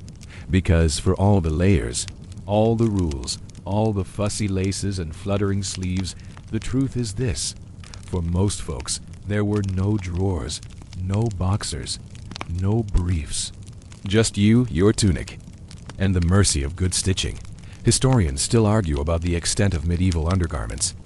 Some say the lower classes went commando, full stop. Others suggest a rudimentary linen loincloth called a braise was common, especially among men. Women, less clear. Probably a long linen shift, basically a loose underdress, but again, not guaranteed. There's a fringe fact for you. The very word underwear didn't really exist in the Middle Ages. The concept of garments specifically worn under other garments didn't solidify until much later. What you had were layers, and the inner ones had to pull double-duty undergarment, sleepwear, and often napkin in emergencies. We won't elaborate. You sit by the fire, stretching out your legs, and wonder what it would be like to own linen. Shifts the way nobles do, soft, breezy, freshly laundered more than once a season. Their underlayers are practically fashion statements themselves, pleated sleeves, monogrammed collars, lace-trimmed cuffs meant to be seen. You once glimpsed a monogrammed collars, lace-trimmed colors, lace-trimmed cuffs meant to be seen. You once glimpsed a meant to be seen. You once glimpsed ungungingervemst, nobleman's undershirt flaring from beneath his doublet as he dismounted. The linen was so fine it rippled like water. It probably cost more than your entire hut. Now, back to your situation. You own one shift. It's rough, stiff, sometimes itchy. But you treasure it because it is something between you and the wool. And if it tears well, you patch it. If it Stains, eh? You flip it inside out. In wealthier households, laundry maids boiled shifts weekly. Linen could be bleached by sunlight and beaten clean at the river. For the poor, maybe monthly, maybe not. You learned long ago to hang yours near smoke. Not because it cleaned anything, just because it masked . And then there's the matter of brass, or the medieval lack thereof. You've heard stories, whispers from city apprentices that Austrian finds unearthed linen breastbands worn by women, tied tight beneath bodices. But for most medieval women, support came from tight-laced bodices or shifts gathered with string. Functional, not flattering. Comfort, not the point. And socks. Forget it. Hose were your socks, your leggings, and your fashion statement all. In one itchy package, no elastic, no cotton. Just wool and willpower. But don't imagine everyone was miserable. That's modern thinking. Medieval folks were used to the feel of wool against bare skin. They adjusted their expectations accordingly. And frankly, they didn't talk about underwear much because everyone smelled vaguely terrible and no one had the moral high ground. Still, you remember the first time you saw a peddler selling second-hand shifts, clean, folded, and bundled in neat rolls. You stood there, eyeing the stack like it was treasure. You didn't have coin, but you touched one, just briefly. It was soft . You wonder who wore it. And if they ever danced until their shift clung to their spine and their thoughts went quiet. Historians still debate how much undergarments defined social class. Some say the presence of a fresh shift marked status more than any hat or ribbon. Others argue it wasn't the having, it was the laundering. If your underlayers smelled like soap, you were probably doing okay. You finally pull on your patched night tunic, settle into bed, and let the fabric stick where it wants to. You're not worried. The fire's warm. The air's still. You might not own silk-lined hose or perfumed underthings, but you've got enough layers to stay decent and just enough linen to feel one step above the mud. And for tonight, that's enough. The next morning, you're jolted awake by shouting in the square again. You sigh, grope for your tunic, and peek out the window just in time to see two women nose to nose near the market stalls. It's not the vegetables they're arguing about. It's garters. Specifically, one woman's scandalously visible pair. Let's talk about garters and gossip. The thin line between keeping your stockings up and stirring an entire village scandal. Now, garters were simple things. Strips of cloth, leather, or braided cord used to tie hose at the knee or thigh so they didn't slump down like a tired cow. But in a world where the hemline could make or break your dignity, garters became a strangely charged accessory. You've worn them, of course. Everyone has. But they're under your tunic, tied around your upper calf, seen by no one. Unless, of course, you want them to be . And today's culprit definitely does . Her gown is shorter than usual. Not dramatically, just enough that when she bends to inspect onions, the garter flashes. It's red, embroidered, possibly velvet, and possibly deliberate. Historians still argue whether visible garters were true acts of seduction or just practical wardrobe malfunctions. Some blame dance. Others blame fashion creep from courtly styles. But everyone agrees, once a garter shows, tongues start wagging. There's a fringe fact for you. In some medieval romances, gifting a garter was considered more intimate than a kiss. Knights would wear a lady's garter into battle, not as armor, but as a symbol of favor. One ballad even claimed that a knight wore 2 garters, one from his wife, one from his mistress. Neither knew. He did not survive the duel. You edge closer to the argument. The older woman, the butcher's aunt, is scandalized. It's barely the 2nd hour. Have you no shame? She snaps. The younger woman shrugs, not exactly denying it. I tied it tight. Nothing slipping. Her eyes gleam like she wants to be seen. And there it is. Because in medieval towns, so much of your life was out of your control, your work, your fate. But sometimes, when you tied a ribbon just high enough or laced a boot just snug enough, you could control how people looked at you. You remember a feast 2 winters ago, when a traveling singer performed with one foot perched on a stool. His hose slipped just enough to show a golden garter. Everyone gasped. He smiled and sang louder. Garters weren't just scandalous, they were talkative. A color hinted at allegiance. A visible strap suggested confidence. A decorated band whispered of gifts, who gave it, why, and what they expected in return. You once saw a bride blush as her new husband removed her garter in front of the family. It was tradition, they said.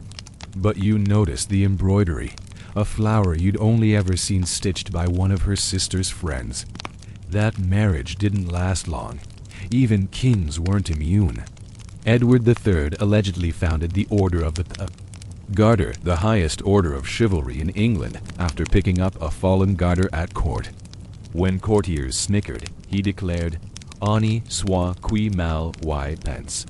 Shame on him who thinks evil of it. And that's the paradox. Garters were both intimate and public, scandalous and ceremonial, hidden, yet always waiting to be noticed. You glanced down at your own, a plain cord tied above your knee, rough with age. No embroidery, no story. But it holds, and that's what matters today. Still, part of you wonders, what would it feel like to wear one stitched in blue? Silk? With your initials, maybe. Or someone else's. Would you tie it tighter? Would you hope it slipped? It's market day again, and you're watching a man in a bright crimson cloak stroll through the stalls like he owns the entire shire. He doesn't. But from the way his fabric billows, how the color cuts through the crowd like a royal banner, you wouldn't know it. This isn't warmth. This is strategy. Let's talk about color as a weapon. In a world without neon signs, LinkedIn profiles, or business cards, your cloak was your first impression, your opening line, your handshake, and resume in one. And medieval folks knew it. They wielded color like a blade, carefully, tactically, and often provocatively. You watch him pause at the spice merchant's table, one hand resting lightly on the table, cloak draped to show the best angle. He's not even haggling. That's the power of presence. Historians still argue how much intentional color signaling shaped medieval commerce. Was it calculated branding, or just a natural byproduct of dye availability and wealth? Some say merchants wore their best as a mark of success. Others suggest it was armor, visual proof they belonged in the deal. There's a fringe fact for you. In late medieval London, wealthy cloth merchants often wore full red ensembles on Sundays, not because they had to, but because the association with strength, authority, and divine favor helped reinforce their deals. Nothing says, "Trust me with your coin," like a tunic, the shade of boiling blood. Red wasn't just power, it was aggression. It filled church windows, royal crests, and battlefield banners. When worn in the street, it dared you to disagree. That's why nobles hoarded crimson robes, and why commoners who wore red too vividly could find themselves under suspicion, if not outright interrogation. But red wasn't the only weapon. Green? That was ambition, hope, youth. A merchant's apprentice might wear a green hood to signal he was on the rise, ready to be noticed. Blue? Loyalty, piety, but also wealth if it came from proper woad, or, heaven forbid, indigo. The richer the blue, the higher the risk. You remember that dyer who nearly got caught last year for smuggling illegal indigo into town. He wore it anyway. "They'll notice," he said. "That's the point. And yellow, trickier." It danced between meanings, joy, light, sometimes even shame, depending on the region and wearer. You once saw a woman dye her apron yellow for a feast. Some said she looked like a spring flower. Others muttered the old tales about forced yellow badges. Color didn't just whisper. Sometimes it accused. You think of Marta's cloak again, the one that caused such a stir. The outer fabric was gray, but the lining? A deep, defiant plum. She never turned it out. But once, when the wind caught it just right, the color flashed, and the gossip began. That's the game. Color gave you presence, edges, armor. Even in the fields, Peasants learned to signal through shade. A brightly dyed cap said, "My wife still likes me." A faded sash said, "This used to be my father's." A well-maintained cloak brushed, re-dyed, re-stitched said, "I may be poor, but I show up." You glance down at your own tunic. It's brown, sure, but with a red thread along the side seam. Not much, but enough to catch the light when you move.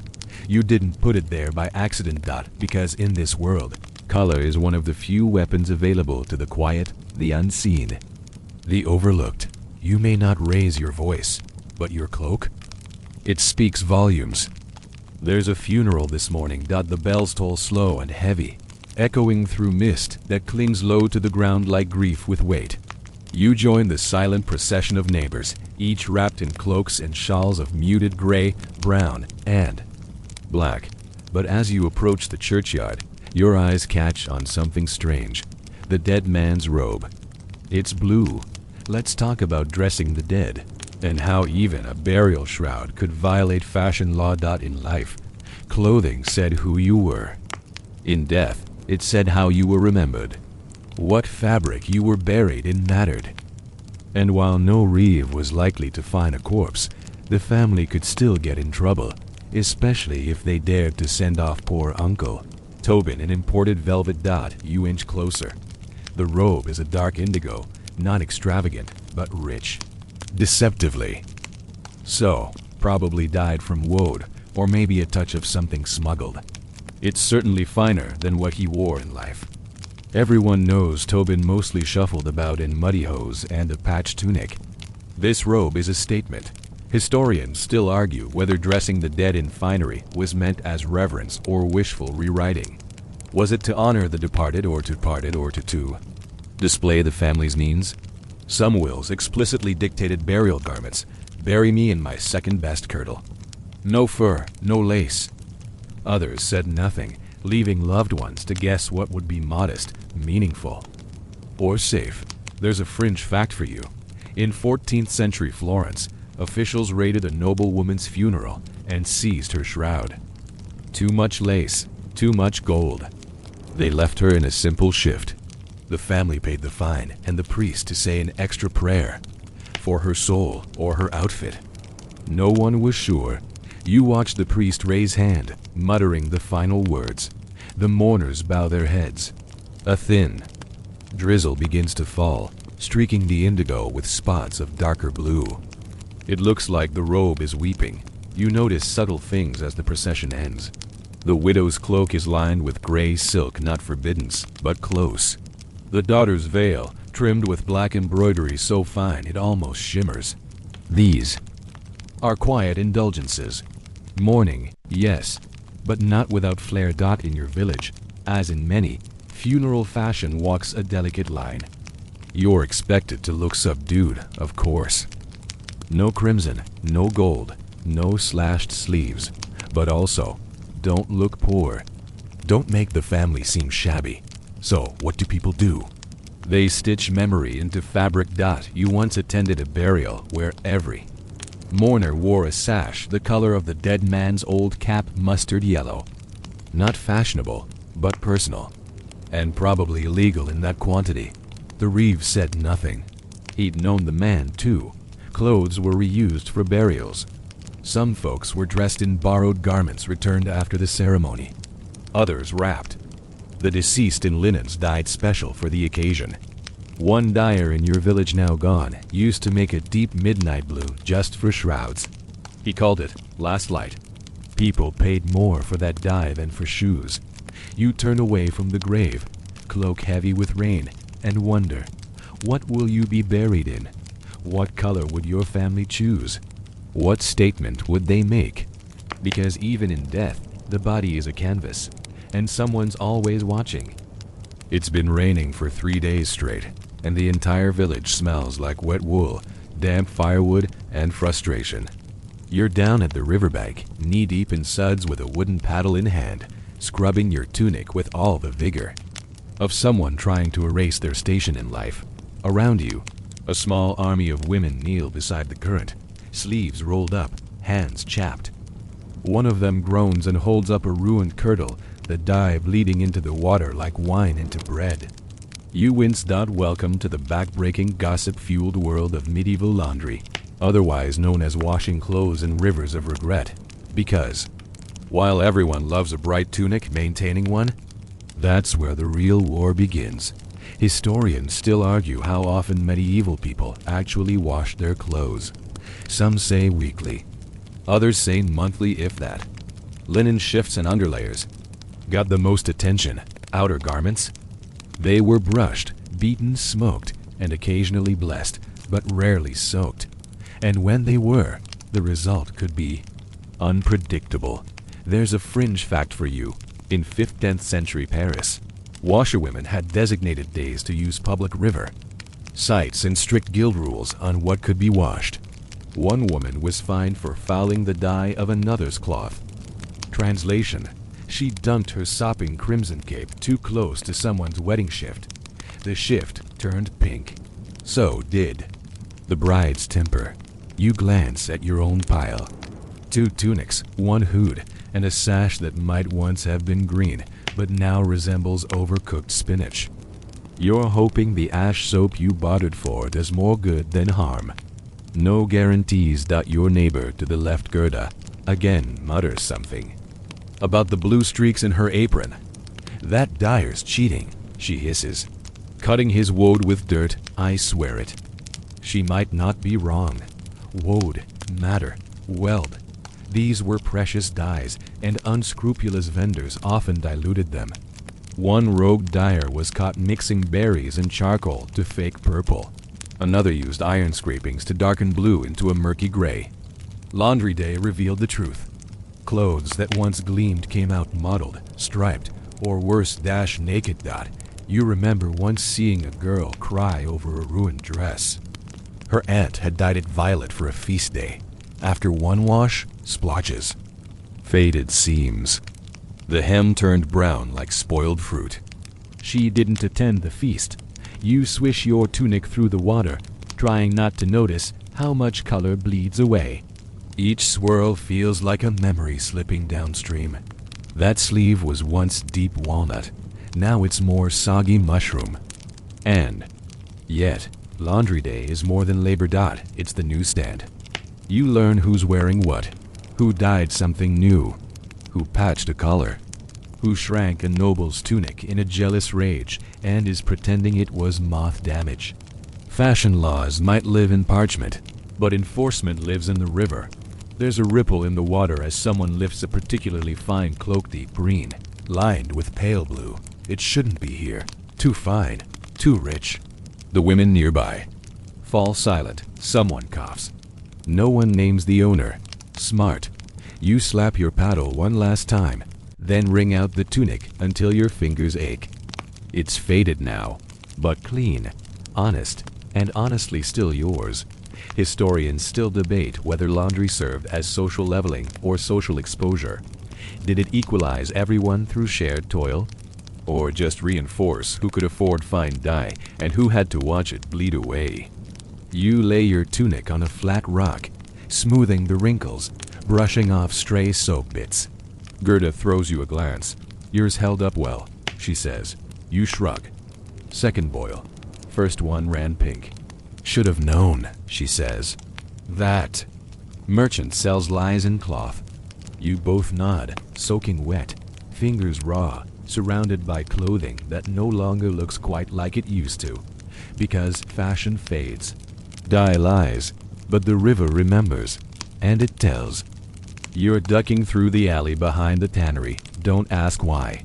You're not proud when you catch the sharp, metallic tang of dye. Not the usual mild stink of fermented woad or crushed berries. No, this is something else. Stronger. Smokier. A little illegal. You pause behind a stack of firewood and peer through a slatted window. Inside, a man moves quickly in the half-light. He's stirring a bubbling pot, steam curling around his face. On the bench, beside him lie scraps of cloth blues so vivid they make your teeth ache. One is almost electric. Another hums like midnight under candlelight. You've just found the rogue dyer's secret workshop. Let's talk about the black market color economy, where the best dyes were made quietly, dangerously, and sometimes brilliantly. C. Not all dyeing was done in broad daylight by honest guild members. Some of the richest, most long-lasting colors came from forbidden techniques, stolen ingredients, and recipes whispered down from mother to daughter, uncle to apprentice. These were the unregistered, the unsanctioned, the too good to be legal. Dyers. Historians still argue about the role of underground dyers in medieval fashion. Were they essential innovators or disruptive threats to the guilds? Some say they preserved rare recipes when official practices got lazy. Others call them reckless pirates of pigment. There's a fringe fact for you. One English dyer in the 1300s was exiled for using unblessed lye to intensify his reds. The cloths held color for years. The church called it alchemy. His customers called it a miracle. You watch the man dip a length of linen into the pot with tongs carved from bone. He works quickly, efficiently, eyes always on the steam. This isn't his first illegal batch. You bet he boils his vats at odd hours. You bet he sells only to the bold or the desperate. Why illegal? Simple. Power. The dye guilds, especially in cities, held tight control over materials, pricing, and methods. If you discovered a new combination that worked too well, you either shared it with the guild or vanished mysteriously. You once heard a story about a dyer who figured out how to fix blue dye using alum and ash instead of stale urine. His shop burned down within a month. Coincidence, of course. You duck lower as the man hangs the newly dyed linen to dry. It glows in the low light, a blue that looks like thunderclouds just before rain. That kind of color would catch eyes, raise questions, start rumors, and possibly fines. But some people want that risk. Like Marta. You saw her cloak again last week, just a flash beneath the hood. But the lining had deepened. You're almost certain she's buying from someone like this. Carefully, quietly. Maybe she sends a cousin. Maybe she barters goods instead of coin. But that hue didn't come from any legal shop. These rogue dyers didn't advertise. They evoked a patch of color too rich for a peasant. A merchant with a sash no guild claimed. A whisper behind the baker's stall. I know someone. And the recipes? Forget written books. They were spoken, stitched, tested in shadows. Boil elderberry with iron filings. Add vinegar after the second soak. Use lye only. When the moon is waxing, you'd think they were making spells, not color. But then again, maybe they were. Historians still debate how many of the most famous dyes deep blue, violet, crimson began in basements and barns like this. How many innovations were lost because someone burned the shed, or the recipe died with a cautious old widow who trusted no apprentice. The rogue dyer turns and glances toward the window. You duck fast, heart racing. Did he see you? Probably not. Still, your fingers smell faintly of ash and salt now. You like it. You sneak away, quick and quiet, a little thrill chasing your heels. You don't need his name, but someday, maybe soon, you'll find yourself whispering to Marta, or Gerda, or even the tailor. Do you know someone? And you'll both smile like conspirators. Because some colors aren't just brighter, they're forbiddens. The next week, you're in town for supplies, thread, onions, and a new belt if prices haven't gone completely mad when a commotion near the gate catches your ear. A man is arguing with the guards, loudly, dramatically. His cloak flaps with every gesture like it's trying to flee the scene. You get closer and realize it's not just his voice that's loud. It's his coat. Specifically, the color. Let's talk about the traveling color swindler. A figure so common in towns like yours that you almost stop being surprised. Almost. The man wears a deep indigo cloak, lined with golden yellow fabric and trimmed in crimson. It screams wealth, status, mystery. He looks like someone who might be a baron's third son or a bard, who really commits to his look. But people are starting to whisper, because word gets around. He's been through here before. And last time, half the town bought what he was selling. Bolts of dyed silk that turned out to be coarse linen tinted with berry juice and something else. Something greasy. It washed out in one rainstorm. And when the colors faded, so did he. Historians still argue whether dye swindlers were true criminals or just creative merchants in a volatile industry. Some traveled from town to town selling fake woad or diluted matter. Others sold genuine dye, but gave fake instructions. The result, money lost, and villagers walking around in tunics the color of disappointment. There's a fringe fact for you. One 14th century trader in Bruges claimed his indigo dye came from the Far East. It was later revealed to be moldy flour and stale wine, fermented just enough to pass for blue. The lawsuit lasted a year. He skipped town on day 3. You step in line, pretending to examine apples, while watching the guards try to sort out the stranger's permits. He keeps talking about royal connections, exclusive trade access, and an entire batch of unbeatable velvet gray. You suppress a smile. He's got style, you'll give him that.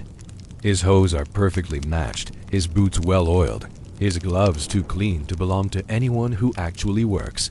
And here's the danger.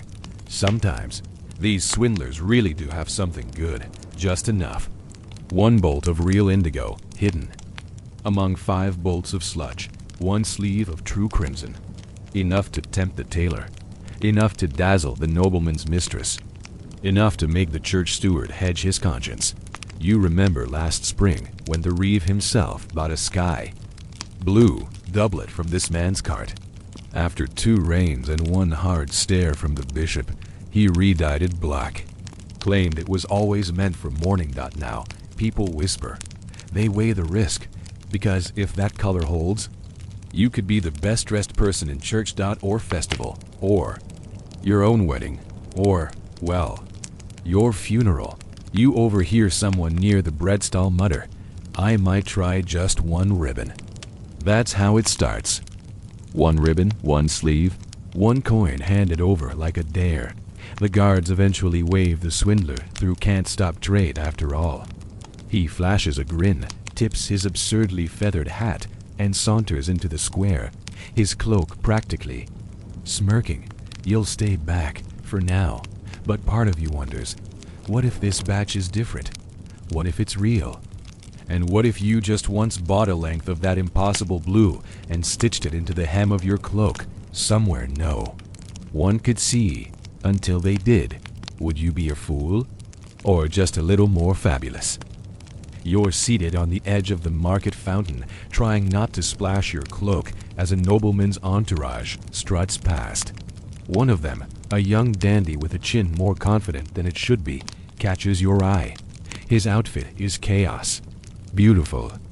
Chaos. One sleeve is chartreuse. The other is striped in maroon and blue. His doublet is half velvet, half something you can't identify, stitched with star patterns somehow. His hose don't match. His shoes curve in opposite directions, and on his head, a hat that looks like it lost a duel with a birdcage.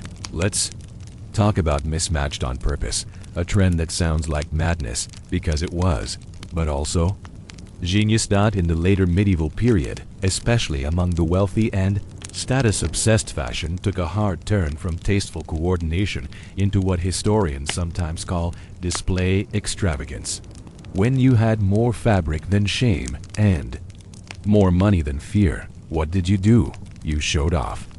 Every color, every texture, all at once. Historians still argue whether this fashion explosion was rebellion or pure indulgence. Some say nobles were thumbing their noses at sumptuary laws by embracing extremes that weren't yet illegal. Others think it was just vanity. Unchained, when one nobleman wore 2 colors, his rival wore 5. There's a fringe fact for you. In 15th century Burgundy, a fashion craze called party-colored dressing saw entire outfits split vertically into 2 clashing halves. Red and green, blue and gold. One side embroidered, the other slashed. Some outfits even matched the left shoe to the left sleeve. It was a walking optical illusion, and people noticed. You remember a court messenger who once delivered a summons in leggings so loud they startled a goose. His tunic looked like a festival tent. You stared. So did everyone. But he didn't flinch. His job was to be seen because in noble circles, wearing clashing, elaborate garments was its own kind of signal. I can afford to look ridiculous, and you can't stop me. Even the clergy got nervous. One friar in your town preached a full sermon about the tyranny of foolish fabric, railing against people who dress in contradiction. The next day, 3 teenage boys showed up to mass wearing tunics sewn entirely from leftover scraps. One even had embroidery that read, "Bless me, I'm offensive." The crowd barely kept it together. You watch the dandy toss a coin to a flower seller. Even his pouch clashes with his boots. He is unapologetically everywhere. But you have to admit, you kind of love it. It's not that he looks rich. He looks fearless. Your own tunic is safe, warm brown, functional, but for a moment, you imagine sewing on a single panel of deep green. Just a triangle. Just enough to confuse, maybe. A blue hood, a red sash, a tunic made entirely of cloth inherited from cousins, neighbors, and every stranger who ever spilled dye in a panic. Because mismatching wasn't laziness. It was a move. You've heard of weddings where the bride wore one sleeve from her mother's gown and one from her own, a fashion and family statement. Or a young scholar who arrived at university in a robe patched from every town he'd passed. Through on foot, they called it the quilt of ambition. He graduated early. Historians still debate whether the rise of patchwork, elegance was the beginning of fashion as art, or just the result of very rich people getting very bored. Maybe both. But you're beginning to see the appeal. After all, when the world tells you to stay in your place, wear your station, and match your class like a checklist, what's more defiant than walking into a crowd and clashing anyway? You rise from the fountain, brush off the water, and walk a little slower past the dandy. He doesn't notice you, but you notice something else. His hose may clash, but they're perfectly hemmed, and that means someone, somewhere, stitched them with great care. Chaos, yes, but crafted. You're resting under the shade of a cart, picking breadcrumbs out of your sleeve, when a crowd gathers near the town hall. There's a buzz in the air, not market gossip, not festival cheer. This buzz is quieter, tenser. Then you hear it. Someone's on trial. And not for theft, or drunkenness, or throwing a chicken at the reeve again. No, this time, it's fashion. Let's talk about when clothing walked into the courtroom and didn't always walk back out. Because sumptuary laws weren't. Just annoying little rules to be laughed off. In some towns, they were serious business. A hem too long, a belt too bright, a cloak too soft, these could be charges. And in front of a judge, your tunic was no longer yours. It was evidence. You shuffle closer. A merchant stands before the Reeves' bench, wringing his hat. His cloak hangs on a peg behind him, a bold green with silver edging. Not noble enough for silver, barely rich enough for that shade of green. The Reeve squints at it like it insulted his mother. Historians still argue whether these fashion trials were primarily about morality, class control, or just showing off authority. Some laws cited virtue. Others were purely economic, aimed at protecting local industries, dye guilds, or the fragile ego of nobility who didn't want to be mistaken for a wealthy fishmonger. There's a fringe fact for you in Venice. One merchant was fined for wearing shoes with gold eyelets. Not gold shoes, just the eyelets. The fine was twice what he paid for the entire pair. In courtrooms like this, fashion was read like a confession. The Reeve would ask, who made it? Who dyed it? How much did you pay? Was it a gift? Did you add that trim after purchase? Some tailors were even called in to testify. Did you stitch this sleeve? Yes, Your Honor, but it was brown when I delivered it. Sometimes the punishment was light, a fine, a confiscation. The Reeve kept the cloak and wore it himself. Other times, it was public shaming. One woman in France had to wear her forbidden dress inside out for a month. People pointed. Children laughed. Fashion flipped. You remember a local boy fined for wearing foreign shoes. They were just slightly pointier than regulation. His parents argued he'd reshape them after they tore. The judge still made him burn them. He cried, but mostly because he loved those shoes. And here's the part no one says aloud. Fashion trials weren't just about law. They were about fear. Fear of change. Fear of upward movement.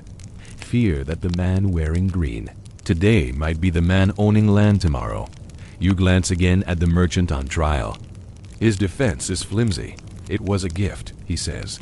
My cousin, he's a steward in the next town, he owed me. I didn't choose the color. The reeve raises an eyebrow. The crowd murmurs. Behind you, someone whispers, that's woad. From the coast, expensive. Another hisses, I'd risk it. Because here's the truth. Sometimes, the clothes really were worth the crime. You see Marta again, arms folded, eyes sharp. She's watching the merchant's trial like a tailor, watching a fray, calculating, judging fabric, thinking. You know that look. You've won it. Because when fashion becomes law, every stitch is strategy. And courtrooms like this, they're not about justice. They're about visibility. Who gets to shine? Who gets to fade? Who gets dragged into the square and told, plainly, this beauty does not belong to you. Later that evening, you're sitting near the hearth with a mug of broth, watching your reflection flicker faintly in the pewter. You brush a strand of hair from your eyes and pause. It's oily. Out of place. A little too long. You sigh, tug it behind your ear and think, what does my hair say about me?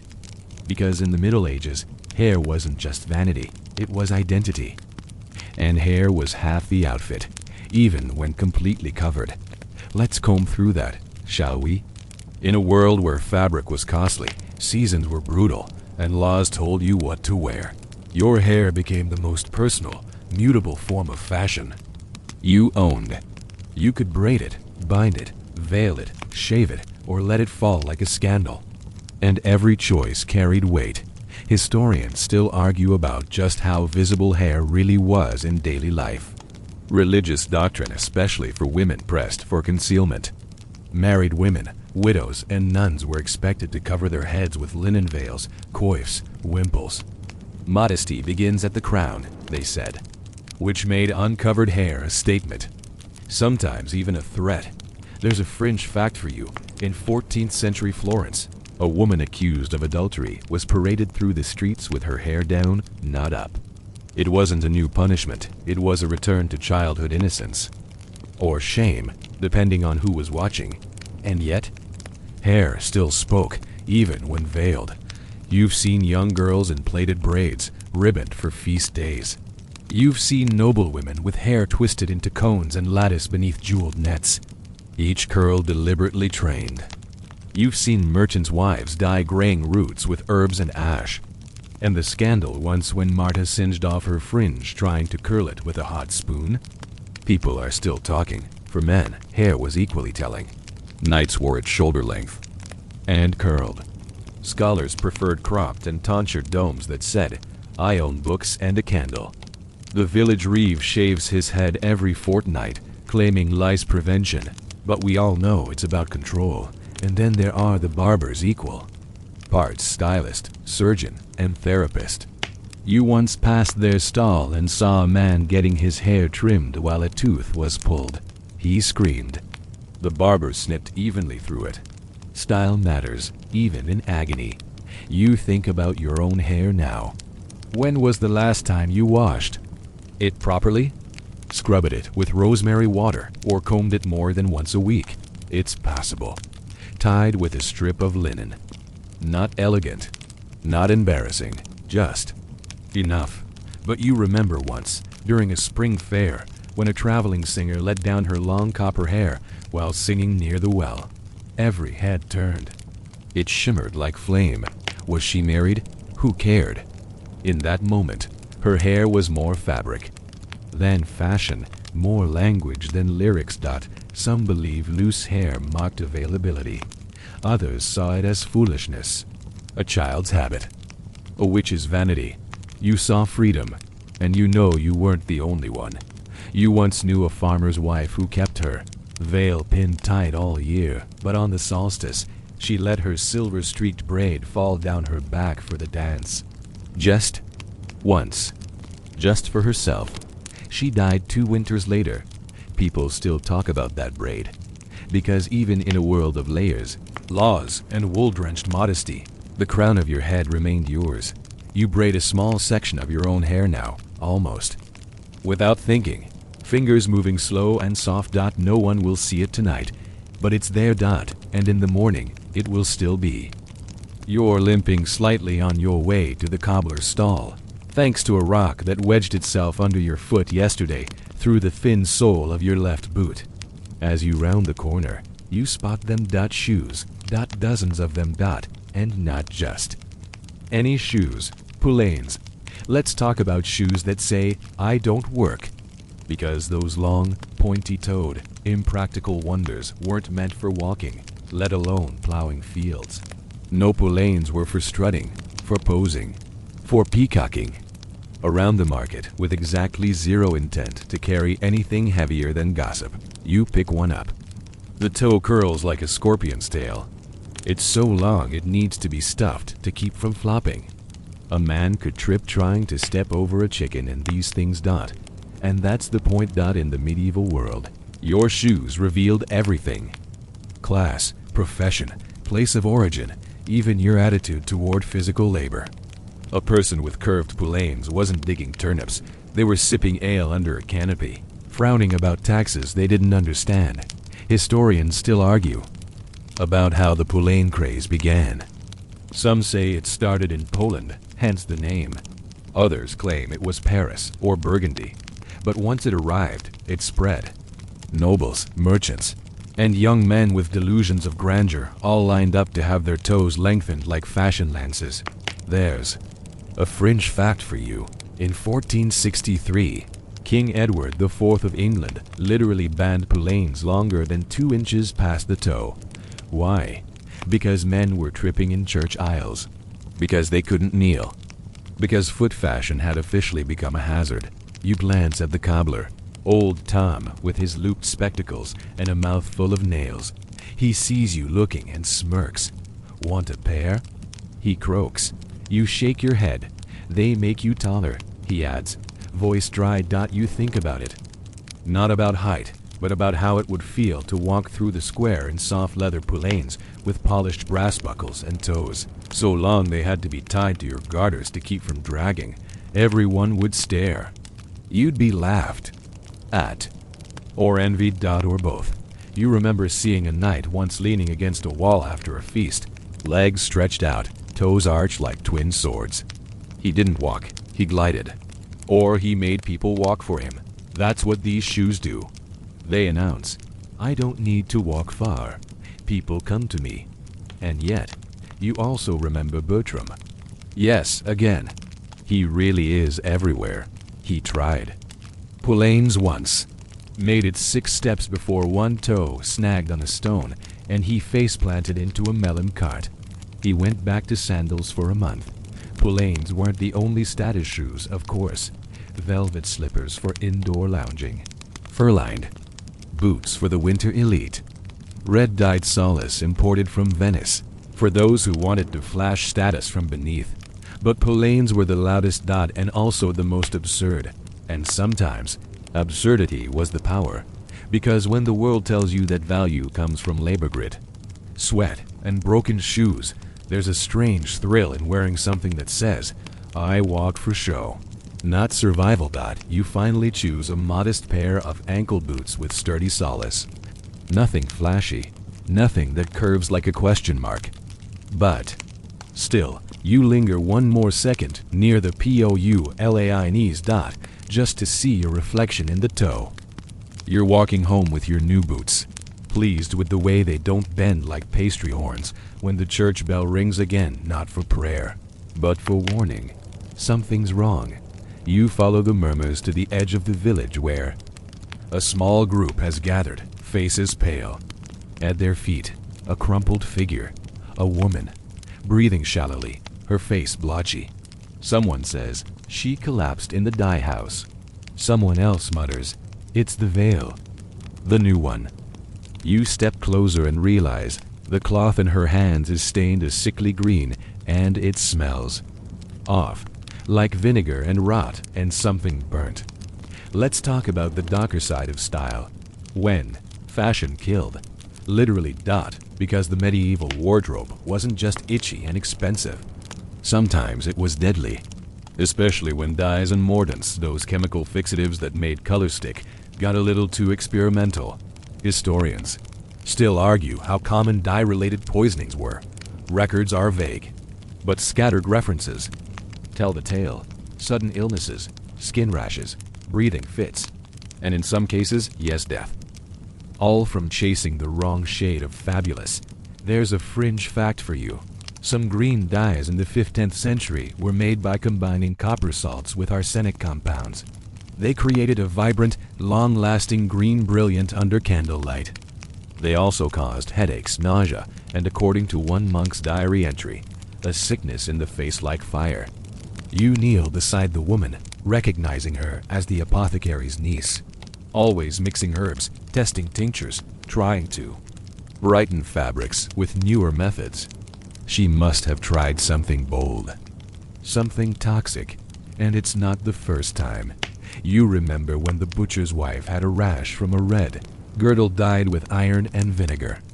Or when a merchant's boy coughed blood after inhaling powdered indigo during winter boiling. These weren't just accidents, they were risks, built into the pursuit of color, because the pressure to impress didn't stop at social boundaries. Even commoners, when preparing for feast days or weddings, wanted their best.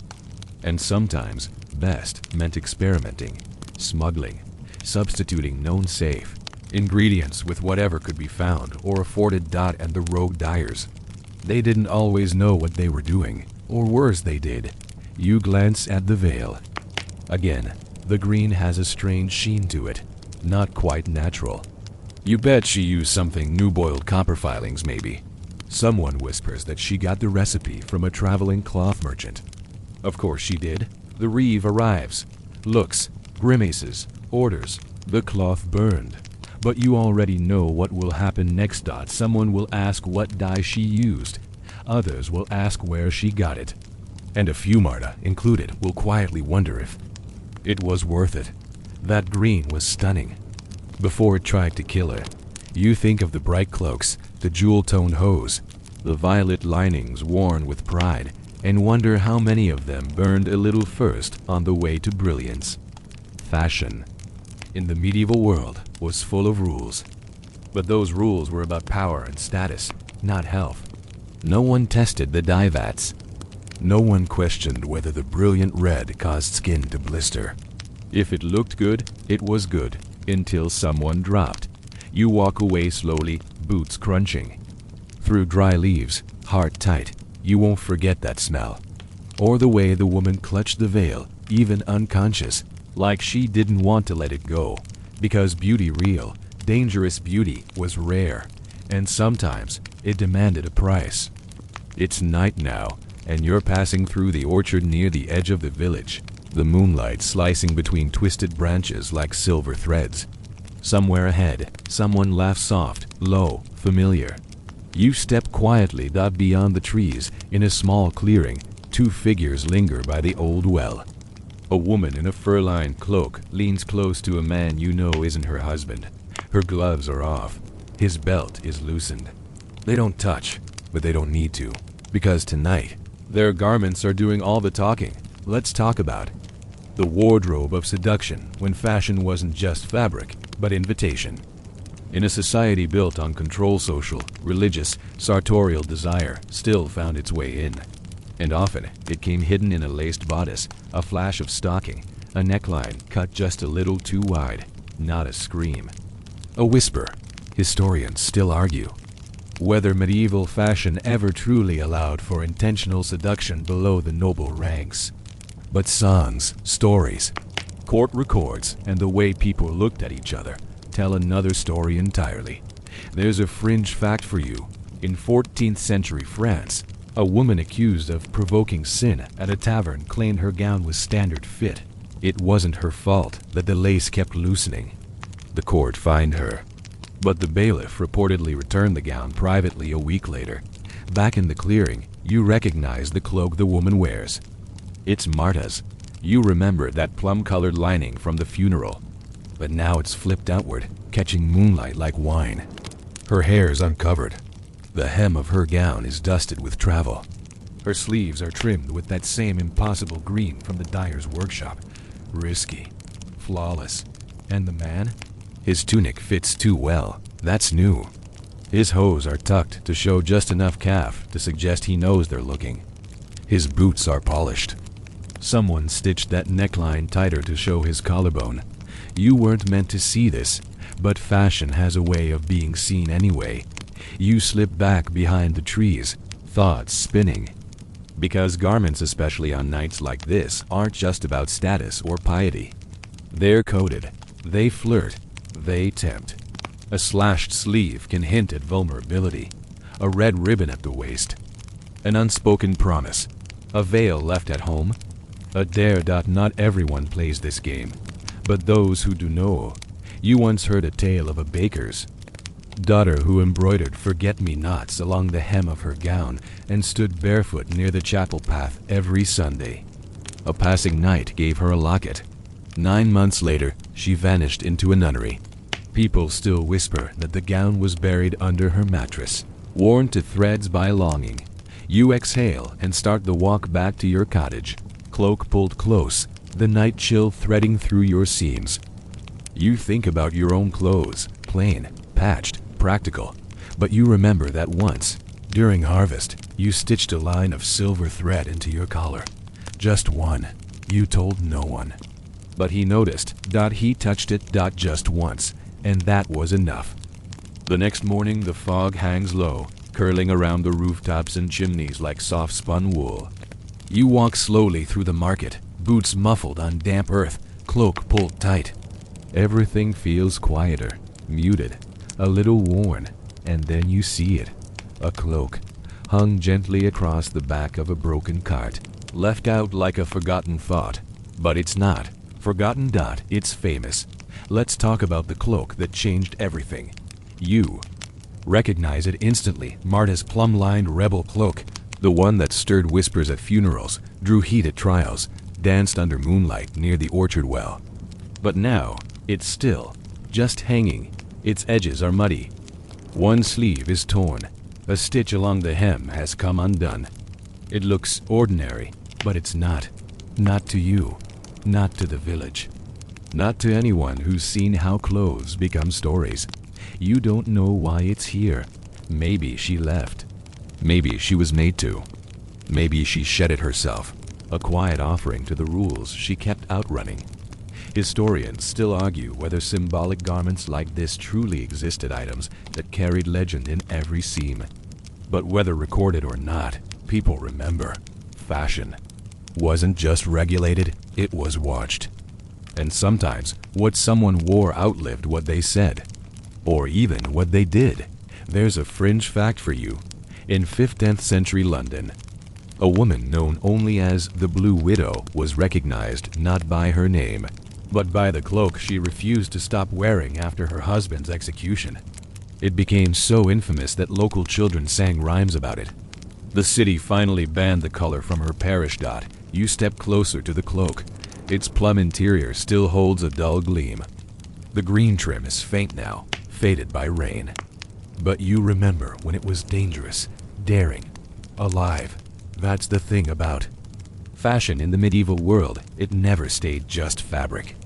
It became defiance, seduction, hope, status, faith, grief, a stitched rebellion, a dyed declaration, a whispered prayer sewn at the neckline. You wonder how many more cloaks like this hung in silence. How many went to graves? How many were passed from hand to hand, or sold in markets, or cut into rags, never knowing what they once meant? You gently lift a corner. It smells like smoke and memory. You don't take it. You just sit beside it for a while. Because in the end, all clothing is temporary. but the impression it leaves, that lingers like color, like thread, like the ghost of a girl in plum dancing by. Firelight, daring to wear what the world said she couldn't. And now, as the fire burns low and the night deepens, you feel the fabric of time soften. You've walked through narrow lanes and flickering torchlight, felt the weight of wool, the itch of hose, the hush of veils lowered at dusk. You've stitched your own thoughts into seams and watched color bloom, sometimes quietly, sometimes too brightly, sometimes just enough. The world of medieval fashion, full of rules and rebellion, has folded itself gently around you. You've seen how a belt could speak, how a garter could gossip, how a cloak could carry courage stitched beneath its lining. And in this dim stillness, one truth lingers. Clothes were never just clothes. They were armor for the humble, costumes for the bold, signals between lovers, warnings between enemies, heirlooms between generations. Even the poor wore purpose. Even the faded carried pride. You rest now, mind slowed, feet unburdened, garments finally set aside, and maybe you'll dream not of kings or cathedrals, but of a ribbon tied just right, a flash of green at a wedding, or a girl in mismatched sleeves twirling in the village square, because history, like fashion, is made not in proclamations, but in the small, quiet decisions of everyday people who dared to dress like they mattered. Sleep well now. Let the bewail cloak fall. Let the thread rest. Let the color fade gently into the folds of night.